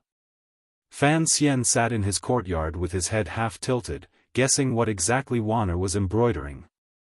At the same time, he wondered what Fan Xija, the little bastard, had been playing these days. Occasionally, he would also wonder if the second prince, who was very similar to him, still had that slightly bashful smile on his lips. When Fan Xian thought of this matter, he was not very happy. Slightly bashful? Naive? This was his trademark. Suddenly discovering that someone more noble than him also had this quality, he began to feel uneasy in the depths of his heart. Young master. Teng Zijing respectfully reported, according to your wishes, Miss Shen has already moved into the garden. Fan Xian nodded. Has she been acting strangely these past few days? Teng Zijing replied, aside from her somewhat gloomy state of mind, there has been nothing out of the ordinary. Fan Xian nodded and slowly closed his eyes. Send an invitation for me. Invite the young and old of the Yen Manor over for a meal. Should I inform the master? Teng Zijing glanced at him and asked carefully. Fan Xian laughed and said, of course. If father knew that he was able to eat at the same table as Yen Ruohai, I'm afraid he would be much happier. Teng Zijing agreed and couldn't help but say, that imperial censor He Zongwei has come again. Young master, are you still not going to meet him today? Fan Xian opened his eyes. It was unclear what they meant. Of course, he knew He Zongwei. When he had first entered the capital, he had interacted with him at Yishir Tavern. At the time, this great scholar of the capital was attached to the only son of Guoyu, Guo Baoquan, the Minister of Rites. Yet, he refused to pass up the opportunity to make friends with Fan Xian.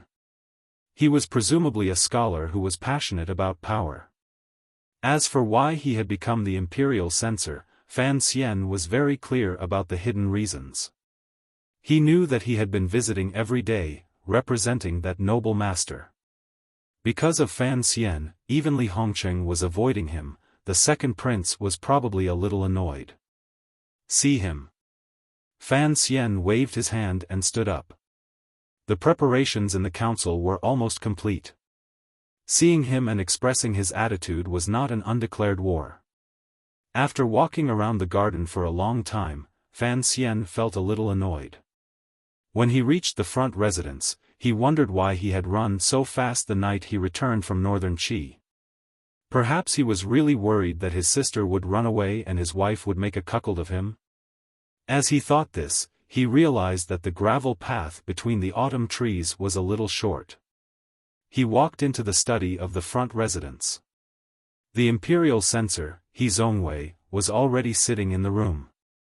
Seeing Fan Xian arrive, He Zongwei hurriedly stood up and bowed. Master Fan. Fan Xian waved his hand. It's not the first time we've met. There's no need to be so polite. That was true. After last spring, He Zongwei often came to Fan Manor to visit. Perhaps he wanted to walk the same path as the Fan family, but he didn't expect Fan Xian to have already seen through his thoughts about Ruoruo. Plus, he didn't like the man's deeply hidden nature, so he cleanly drew the line between them. After coming a few times and being ignored, He Zongwei retreated. But this famous scholar of the capital was no stranger to the people of Fan Manor. He Zongwei saw that there was no one else in the study. I have come because of a previous matter, he said straightforwardly. A previous matter? Fan Xian only said these two words before closing his mouth. The ends of his brows rose slightly. With a glimmer of interest, he looked at Imperial Censor He Zongwei's face. However, he waved his hand and stopped him from continuing to speak. He Zongwei's face was dark. It was obvious that he came from a poor family when he was young. But these years in the capital, and half a year in the bureaucracy, had made him more mature, and had slightly shed some of the arrogance of a scholar. His eyes were unusually clear, and his face was full of undisguised righteousness. Anyone who saw him would feel that he was amiable. But in Fan Xian's eyes, it was incomparable disdain. What previous matter? Fan Xian narrowed his eyes and asked with a smile. I am not very clear. He Zongwei was indeed worthy of being the second prince's lobbyist. A faint smile appeared on his dark face, a sincere smile that could not be missed. It's nothing, it was a slip of the tongue. I just brought a box of good tea from Mount Yunwu on behalf of the second prince. Fan Xian looked at the seemingly ordinary box in front of him and fell silent. He knew that if he accepted this gift, it would be the same as making up for the incident with the censor a few days ago. From the second prince's point of view, perhaps Fan Xian had not suffered any losses, and had instead gained a great deal of face from the wooden staff in front of the palace walls. He should be willing to let the matter rest.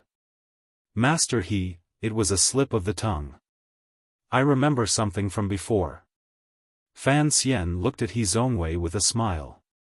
He Zongwei couldn't help but feel his heart tremble. He felt that this young and handsome Master Fan, this young man who, as soon as he entered the capital, had completely stolen all of his glory as a scholar, how could his expression be so similar to the second prince's? What matter are you referring to, master?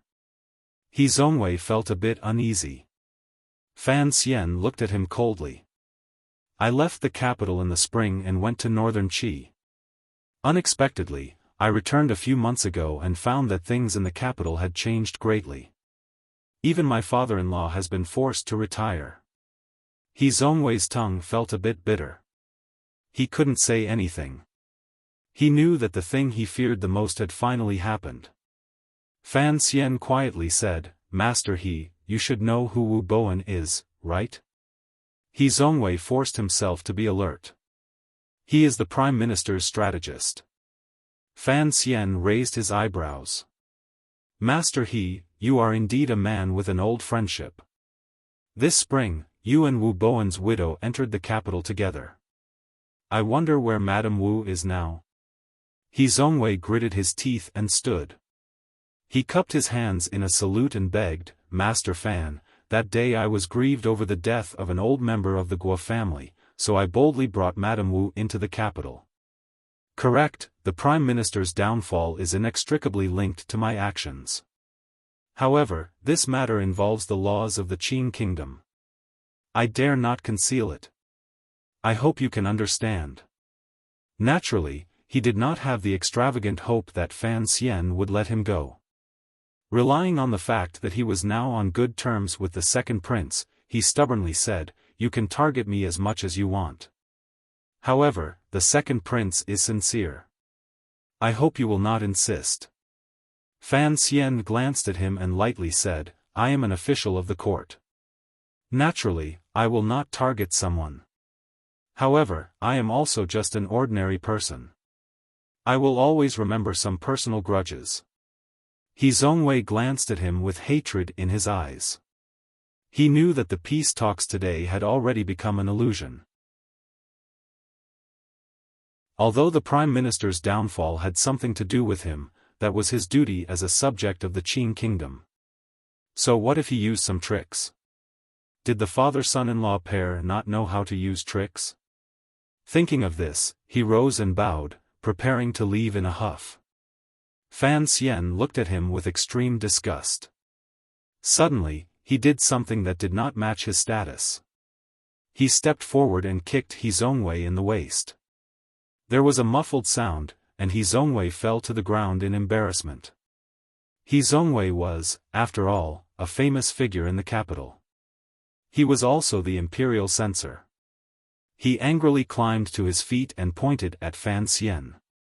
You dare hit me." Fan Xian clenched his fists. "I was kicking you. You came to my manor to ask for a beating. Naturally, I had to satisfy you." He threw a few more punches. Although he did not dare to kill He Zhongwei, he still beat He Zhongwei into a pig's head. He Zhongwei did not dare to stay any longer. Holding his aching head, he remembered that when Fan Xian had made his debut, he had been famous for his dark fists. He quickly scrambled out of the manor. However, as he was leaving the room, he suffered another flying kick from Fan Xian and a dart from a tea box. Fan Xian looked at the wretched figure of the servant and felt a little better. He lowered his head and spat. "You tricked my father-in-law, and now you come to my manor to ask for peace. F***ck, if this isn't asking for a beating, then what is?" Teng Zijing flashed over from the side and smiled bitterly. "Young master, if word of this gets out, I'm afraid it won't look good on the old master." Fan Xian shrugged. "It's just beating a barking dog. It's all for his master to see." It was said that a few months ago, when Fan Xian was still part of the diplomatic mission heading north, he had received the council's court bulletin. He clearly understood how the Prime Minister, his father-in-law, had fallen from power. And with the help of the dead old man Xiaofan, his judgment of the matter was even more accurate. Wu Boan was a strategist the eldest princess had placed in the Prime Minister's office. Last summer, he had instigated the second son of the Lin family to join forces with Northern Qi to assassinate Fan Xian on Nyolan Street. Unexpectedly, he had died under a grape trellis. Because of this, Wu Boan's son was also tortured to death by the Prime Minister's men in Shandong. Fan Xian naturally did not know that this was the doing of Yuan Hongdao, Chen Pingping's deepest spy. Wu Boan's wife had been arranged to enter the capital by Xinyang. Cleverly, through He Zhongwei, she had moved into the old residence of an old imperial censor, and began to lodge a complaint against the emperor. What really toppled Prime Minister Lin was a very unreasonable murder. On the streets of the capital, an assassin had attempted to assassinate Wu Boan's wife. It seemed that the Prime Minister's men had wanted to silence her, but she had been saved by the combined efforts of the second prince and Crown Prince Jing. This matter was reported to the palace, and Prime Minister Lin Ruofu had no choice but to accept the deal and dejectedly leave the capital. It was from that report that Fan Xian began to suspect the role the second prince and Crown Prince Jing played in this matter.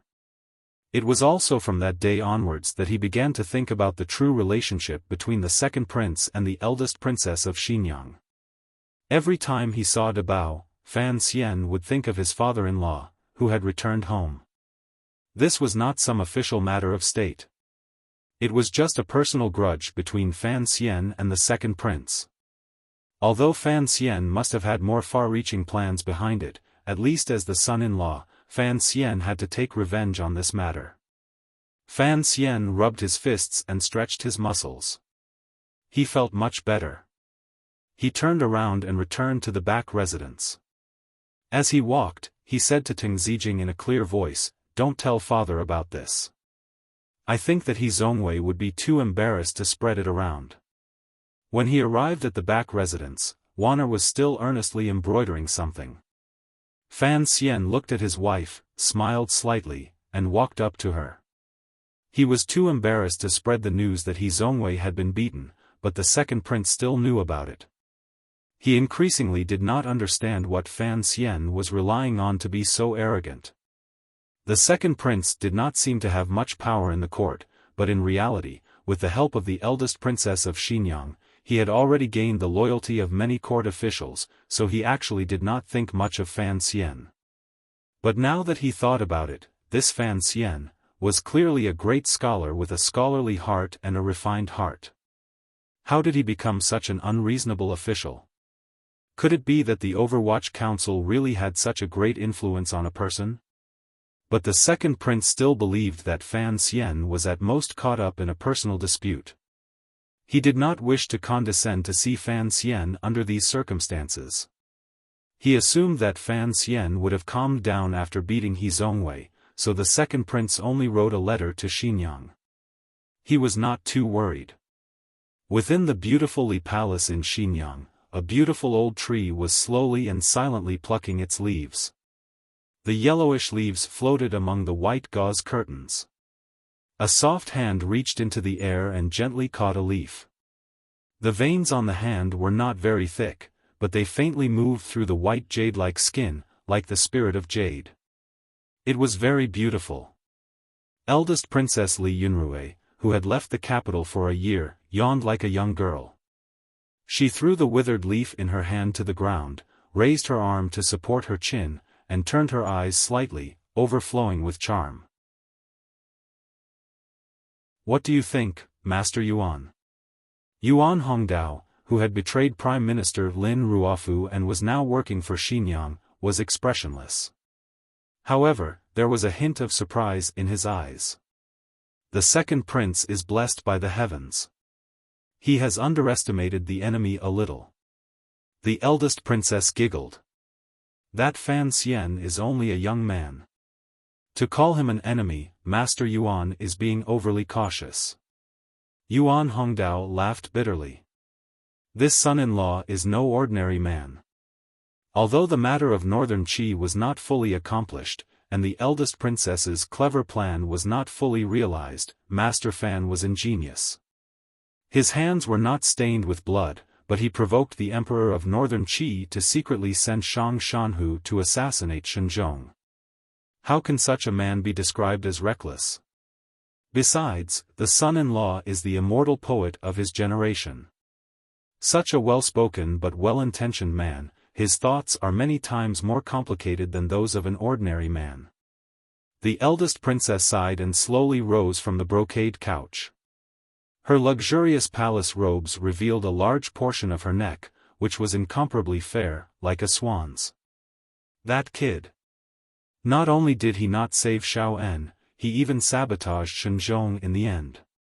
The Cui family is complaining every day, and the position of provost of the Discipline Commission in Northern Qi is still empty. The brocade guards don't dare to make decisions, and for a while, the distribution channels are blocked.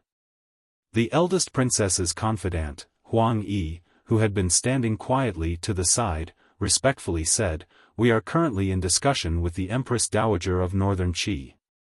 But the young emperor of Northern Qi has been very stubborn lately, and has stubbornly resisted the Empress Dowager's order to appoint Marquis Ningho as provost of the Discipline Commission." The eldest princess laughed coldly. That old woman of Northern Qi is really an idiot. She could have chosen any unremarkable confidant, but she insisted on having her own brother be the head of the Secret Service. Does she think her own son is stupid? Yuan Hongdao reminded her, let's not talk about the matter of Northern Qi for now. I just don't know how things will develop in the capital. Huang Yi had always disliked how he had gained the eldest princess's trust not long after arriving in Xinyang. Suppressing the faint jealousy in his heart, he said, after the chaos in the capital for a while, things should calm down. Presumably, His Majesty does not wish for the successor of the Overwatch Council, whom he had personally chosen, to have an irreconcilable conflict with his own son. Yuan Hongdao laughed coldly.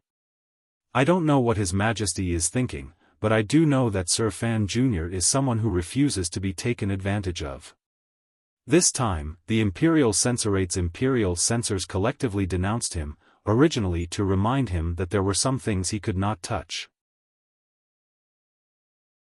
Who would have thought that His Majesty would favor him so much? Fan Xian's face has been damaged, and naturally, he will find a way to get it back. Huang Yi didn't care about his expression. Do you think that Fan Xian would dare to make a big deal out of this? Only now did the eldest princess smile slightly. What Sir Yuan says makes sense. This time, I shouldn't have rushed the Imperial Censorate to touch that little guy. That little guy's personality is quite stubborn. She suddenly covered her mouth and laughed. Huang Yi, don't say it like that. That son-in-law of mine really likes to make trouble. Fan Jian, that old thing, named his son Nji. Presumably, he had the foresight to know that my son-in-law couldn't stay quiet. As she covered her mouth and laughed, the Li Palace was suddenly filled with a bright and beautiful color.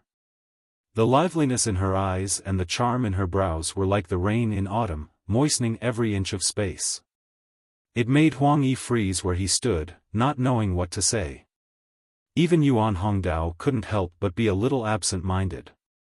I reckon that my good son-in-law will certainly take a few more bites out of the second prince, the eldest princess said with a smile. Write a letter and have the second prince sue for peace. No matter how injured he is, he will sue for peace.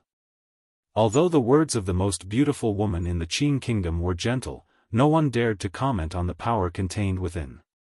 Huang Yi wanted to say something but stopped. He couldn't help but shake his head. The eldest princess smiled sweetly. Mother's letter says that she wants me to return to the palace for the new year. Just wait. Wait until I return to the capital. I will have a good time with my son-in-law. In Jingdo, in the embrace of the autumn night, the secret agents of the First Bureau of the Overwatch Council began to move.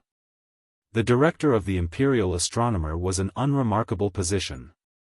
However, at special times, such as when a meteor fell or was eaten by a dog, he was responsible for explaining things to the emperor. His explanations sometimes had serious consequences. He was the second prince's man. However, before he had time to show his usefulness, he had been captured by the most famous black dogs in the Qin kingdom. On the long street, with a whooshing sound, a dozen black-clothed men, like demons of the night, jumped directly into the manor of the director of the Imperial Astronomer. By the time the guards reacted, their master had already been tied up like a rice dumpling by these black-clothed men.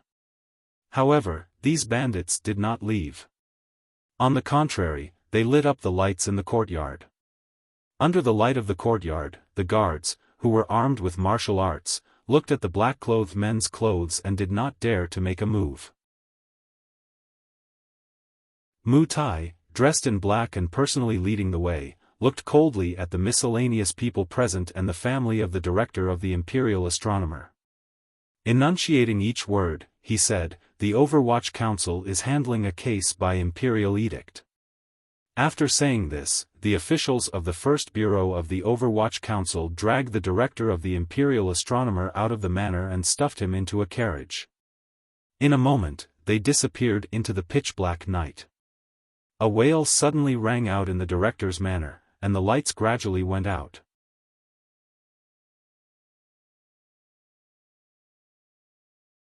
Chapter 277. In the autumn of the 5th year of the Qing calendar, the palace eunuch Hong Zhu carried a thick stack of documents. Half-bent, he jogged toward the room in the west corner of the door. The tips of his seemingly small feet stepped on the slightly wet ground without any hesitation. The hem of the light blue robe he wore had been lifted to prevent him from tripping over it. His right hand was placed horizontally on the stack of documents. The wide sleeve covered the documents tightly, terrified that the lead-like heavy clouds in the sky would squeeze out a few drops of rain and wet these documents. Stepping over the threshold, he went through the procedures of taking over the documents. He exchanged names with the eunuchs in the room. Only then did Hong Zhu relax. He carefully signed his name on the form and handed over the documents in his clothes. The Hall of Governmental Affairs was the central place where the Qing kingdom handled court politics. In the past, its position was not as important as it was today because there was still a prime minister in charge of the 6 ministries. All memorials had to be read by the prime minister before they could enter the palace to ask for an edict. Now that the powerful Prime Minister Lin Ruofu had quietly returned home, the position of the Hall of Governmental Affairs immediately became apparent. The emperor had brought up a few old officials to discuss matters in the Hall of Governmental Affairs. He had placed the place of discussion outside the corner of the royal palace to make it easier to communicate. Presently, the people in charge of court affairs in the Hall of Governmental Affairs were Shu the scholar and a few old officials. The slightly cold autumn wind blew in from the square in front of the palace. Hong Zhu rubbed his hands and let out a breath. He stood quietly outside the door, waiting for the old officials' replies. At this time, he could not leave. He stood obediently outside the door and pricked up his ears to listen to the movements inside. Occasionally, an official would walk past him and politely nod his head in greeting. Hong Zhu knew his identity and quickly smiled and bowed. However, no one thought it was strange for him to stay outside the Hall of Governmental Affairs temporary study hall because they all knew this little eunuch's job. Occasionally, some of the little eunuchs sent out by the palace to serve the elders would see him and respectfully bow to him, inviting him to the side room to hide from the cold. Hong Zhu did not have much etiquette toward these little eunuchs. He nodded his head proudly and continued to stand guard outside the door. He was only 16 years old this year, but he had such a small status in the imperial palace. The reason was that his daily work was an extremely important part of the imperial palace.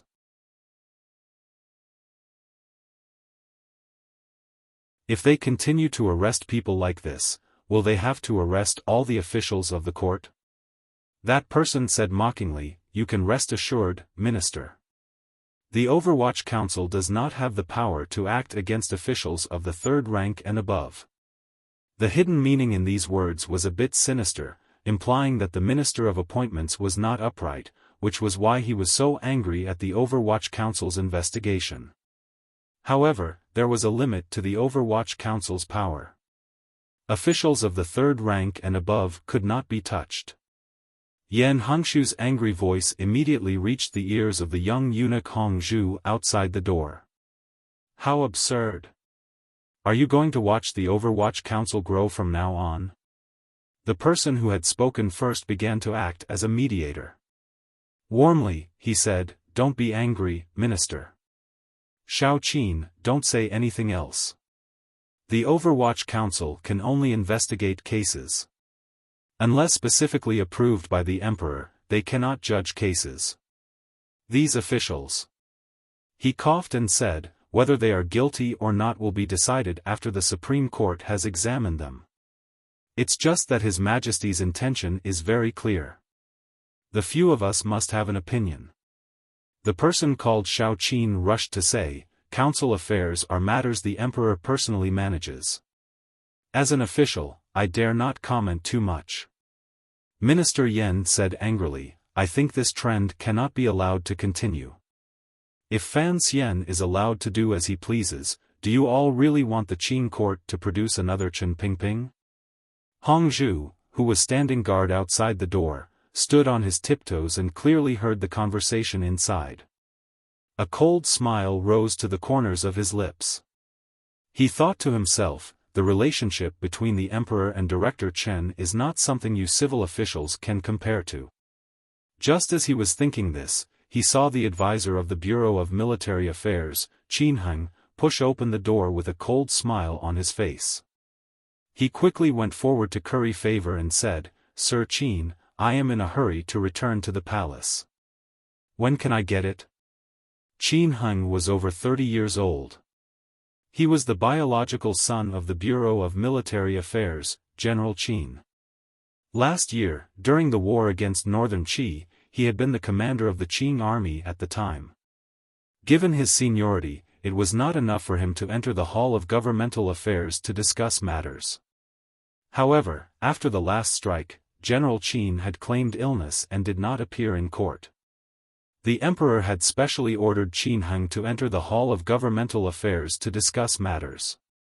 It could be considered a generous gift to the Qin family.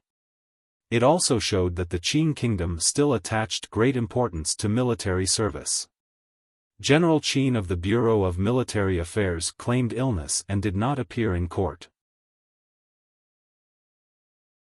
Originally, the officials thought it was because the Qin family could not bear to see the commissioner of the Overwatch Council Fan Xian's popular arrogance in court. However, Hong Zhu heard Qin Heng defend Fan Xian at every turn, and he couldn't help but have some misgivings. Qin Heng glanced at the little eunuch and smiled. Let them argue all they want. In the end, no one will dare to go against the emperor's will. You don't keep eavesdropping. In any case, even if you were given 18 guts, you wouldn't dare to take it as a joke to others. Why bother keeping it to yourself? Hong Zhu lowered his eyes and smiled. He watched as the most popular military figure in court disappeared into the entrance of the guest room. He shook his head in confusion. Before long, the Hall of Governmental Affairs discussion, or rather, argument, finally ended under the mediation of Shu the scholar. The various officials tactfully wrote down their opinions on the documents, asking the emperor to be more careful about this matter. After all, although the 5 officials who had fallen from their horses were not of high rank, they were all old people in the capital. As the saying went, all things grieved for their own kind. These civil officials did not want to see the Overwatch Council pull them down so easily. Thus, Hong Zhu carried the documents again and lifted his light blue palace robes to his waist. Using his sleeves to cover the documents, he stood on his tiptoes, arched his buttocks, and jogged toward the palace. From the temporary residence of the Hall of Governmental Affairs to the royal study in the palace, it was all under the clouds. In everyone's eyes, under the protection of the palace guards, there was no need to worry that someone would harm the Qin kingdom's most important documents. Hong Zhu was particularly pleased as he ran. Along the way, there were a few serving girls who greeted him with affectionate and gentle voices, but he had no time to pay attention to them. He also ignored the fawning gazes of the little eunuchs. Running outside the royal study, Hong Zhu calmed his breathing and pushed open the door with his eyes lowered. He carefully and gently placed the documents under the desk. The emperor, who had been frowning as he read the memorials from the south, picked one up and read it. His frown grew tighter. His thin lips suddenly opened and he said in a cold voice, "These mediocre people. Shu Wu only knows how to laugh. Yan Hangshu, on the other hand, has some guts. The boy from the Qin family is not bad." Hong Zhu did not dare listen to these thunderous words of the emperor. He stood silently to the side, his heart very nervous. The emperor waved his hand. It was as if a heavy burden had been lifted from Hong Zhu's shoulders and he left the royal study. Today's matter was over. He followed the cobblestone path and made a few turns before coming to the side of Taiji Palace. In that side room, a few eunuchs were cracking melon seeds and playing. Seeing him come, they quickly invited him to take a seat and asked with a smile, "What's so strange about today?" Hong Zhu's face carried impatience as he said, "Isn't it just listening to those elders quarrel every day? What's so new about it? These eunuchs quickly flattered him. Eunuch Hong goes back and forth between the royal study and the hall of governmental affairs every day. The important matters of the Qing court are all happening under your eyes, so naturally, you don't find it new. Another one joined in the fun and said, of course, if you want to talk about the vital parts of the Qing court, they are all held in Eunuch Hong's arms. No matter how proud Hongzhu was, he still had a bit of wariness. He quickly put on a serious expression and said, "What nonsense are you saying? I am nothing more than a servant." The eunuch chuckled and said, "Other than the emperor, all of the Qing officials and gentry are servants. Eunuch Hong, you don't know, but your name has spread far and wide. Even when I am outside buying cloth for the palace, when others hear that I am on good terms with you, they all look at me in a different light. Everyone says that in Jingdo, other than Sir Fan Jr. in the minister's manner, there is only you, Eunuch Hong." Hongzhu stretched out his hand and smoothed the strand of hair on his forehead. He smiled and didn't say anything. Although he knew that he and the world-shaking Sir Fan Jr. were not on the same level, everyone loved to hear flattery, particularly when he was mentioned in the same breath as that person. It was hard not to feel proud in his heart. Just at that moment, a shadow walked past the door of the side hall. The eunuchs quickly shut their mouths. Hongzhu's heart also trembled. He saw clearly that it was Eunuch Dai of Lady Shu's palace. Although he had accepted the task of holding documents, in terms of rank, he was far from Eunuch Dai's. Only when Eunuch Dai had walked far away did a young eunuch spit on the ground. Seeming to feel that the silence just now was somewhat degrading, he hatefully said, "This Eunuch Dai is no longer the same as he was in the past. Fortunately, I didn't come to my senses earlier. Why should we pay attention to him when he is in such dire straits?" Hongzhu's heart jumped and he asked, "What happened to Eunuch Dai?" The young eunuch's eyebrows danced as he said, "A few days ago, the imperial censor accused Sir Fan Jr. and pulled out Eunuch Dai. Although in the end, the emperor beat the imperial censor with a rod, Eunuch Dai was also punished. Now I hear that not only has the emperor taken away Eunuch Dai's task of announcing imperial edicts, but even Lady Shu is preparing to kick him out of the palace."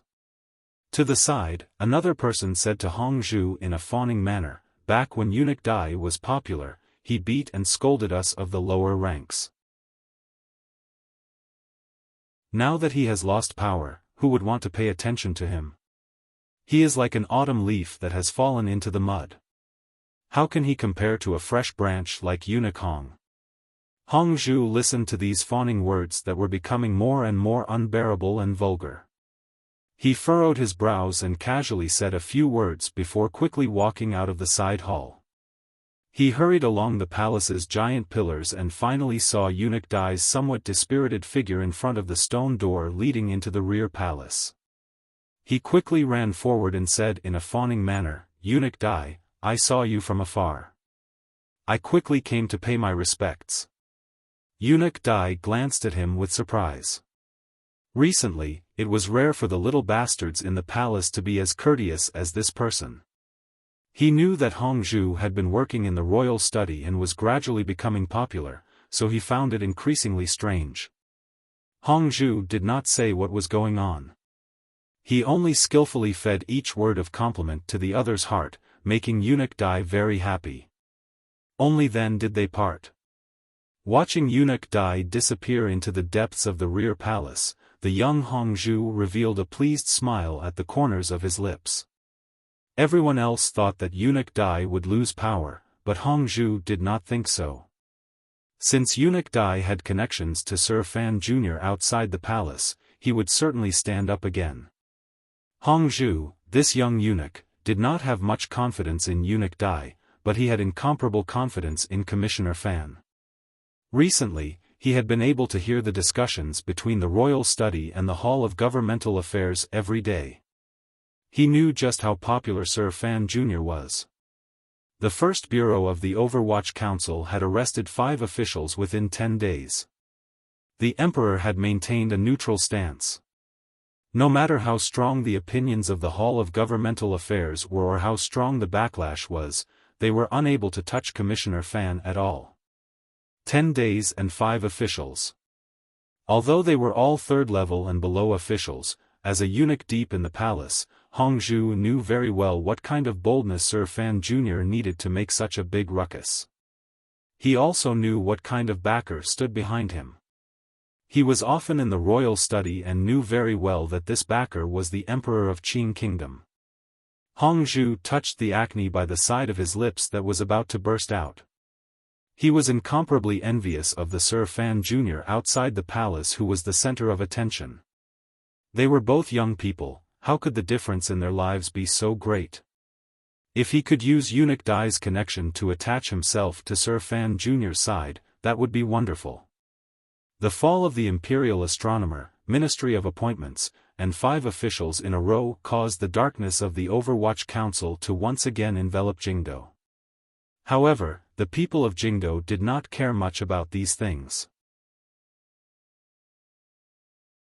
In any case, the unlucky ones were all officials. What did it have to do with them? In officialdom, the evaluation of the first bureau of the Overwatch Council leaned toward the negative side. Other than feeling that it hurt its own kind, there was more that it did not understand. No official could understand why the young Commissioner Fan would make a move against these seemingly unremarkable officials. Other than a very small number of people, no one knew that these fallen officials were all important pawns in the second prince's secret system. Many people thought Fan Xian was taking revenge. He was angry at the imperial censor's collective complaints. However, he was hindered by the emperor's strict edict and could not act against the imperial censorate. Thus, like a rash man who had been provoked, he held a 7-catty butcher's knife and roared on the long street. He cut down anyone he met, particularly young children who had no power to protect themselves, to vent the gloom in his heart. However, Commissioner Fan Xian, from his behavior in the past 2 years in the capital, should not be such an impulsive and brainless person.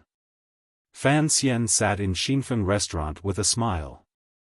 In his right hand, he held a pair of chopsticks and stirred the red noodles, which were covered in meat sauce and tempting saliva. In his left hand, he held the case files that Mu Tai had presented to him. These cases had been investigated very quickly. He had prepared well, and the first bureau's evidence was very solid. It seemed that even if he were to send them to the Supreme Court or the Ministry of Justice, there would be no problem. Before he began this operation, of course, he had first asked his father and the old cripple. The 2 old foxes had expressed their silence, and so Fan Xian knew their attitude. This was something that had to be done. He had to make the second prince feel pain. He had to make him more cautious when listening to Xinyang in the future. At the same time, it would save him some trouble. However, the second prince's reaction surprised Fan Xian. After He Zongwei had been chased out of the manor, he did not send anyone else to ask for peace.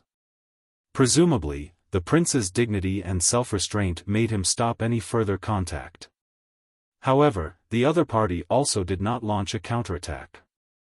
There was something strange about this matter. What kind of place is Wangyue restaurant? Fan Xian asked curiously. An obscene expression appeared on Mu Tai's face. Fan Xian laughed and scolded him. You are so old. Be a good boy and go home to your grandchildren. Don't keep thinking about such things. Mu Tai's face was bitter. Although Wangyue restaurant is a brothel, it is one of the newest establishments in the capital this year. The first bureau secretly investigated and found that there must be an important figure behind this place. Recently, there has been a lot of activity there. It seems that someone is secretly planning something. Fan Xian had no interest in brothels. Lujing River was under the influence of Li Hongqing, the heir of King Jing. Although he was secretly fighting with the second prince, he did not want to have a falling out with Li Hongqing. They were friends, and who knew what would happen in the future? But he was very interested in what Mu Tai had to say. An important figure? How important? Mu Tai thought for a moment and then said, "This brothel has an evil air to it. It's very daring, and it does all sorts of evil things. Within a few months, it has forced a number of women to their deaths." Seeing Yin Mo's silent attitude, "I'm afraid the person behind it must be a prince." Fan Xian was silent.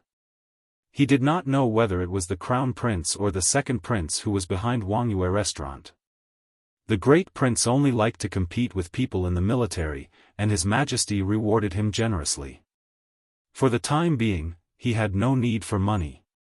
Under these circumstances, he could not afford to offend everyone at once. Thinking that the second prince was more likely, Fan Xian felt a bit more at ease. He said to Mu Tai, "Find some time to investigate. If it is as you say, that this high-class brothel is used by the great prince to contact the officials in the capital, then send a few people in."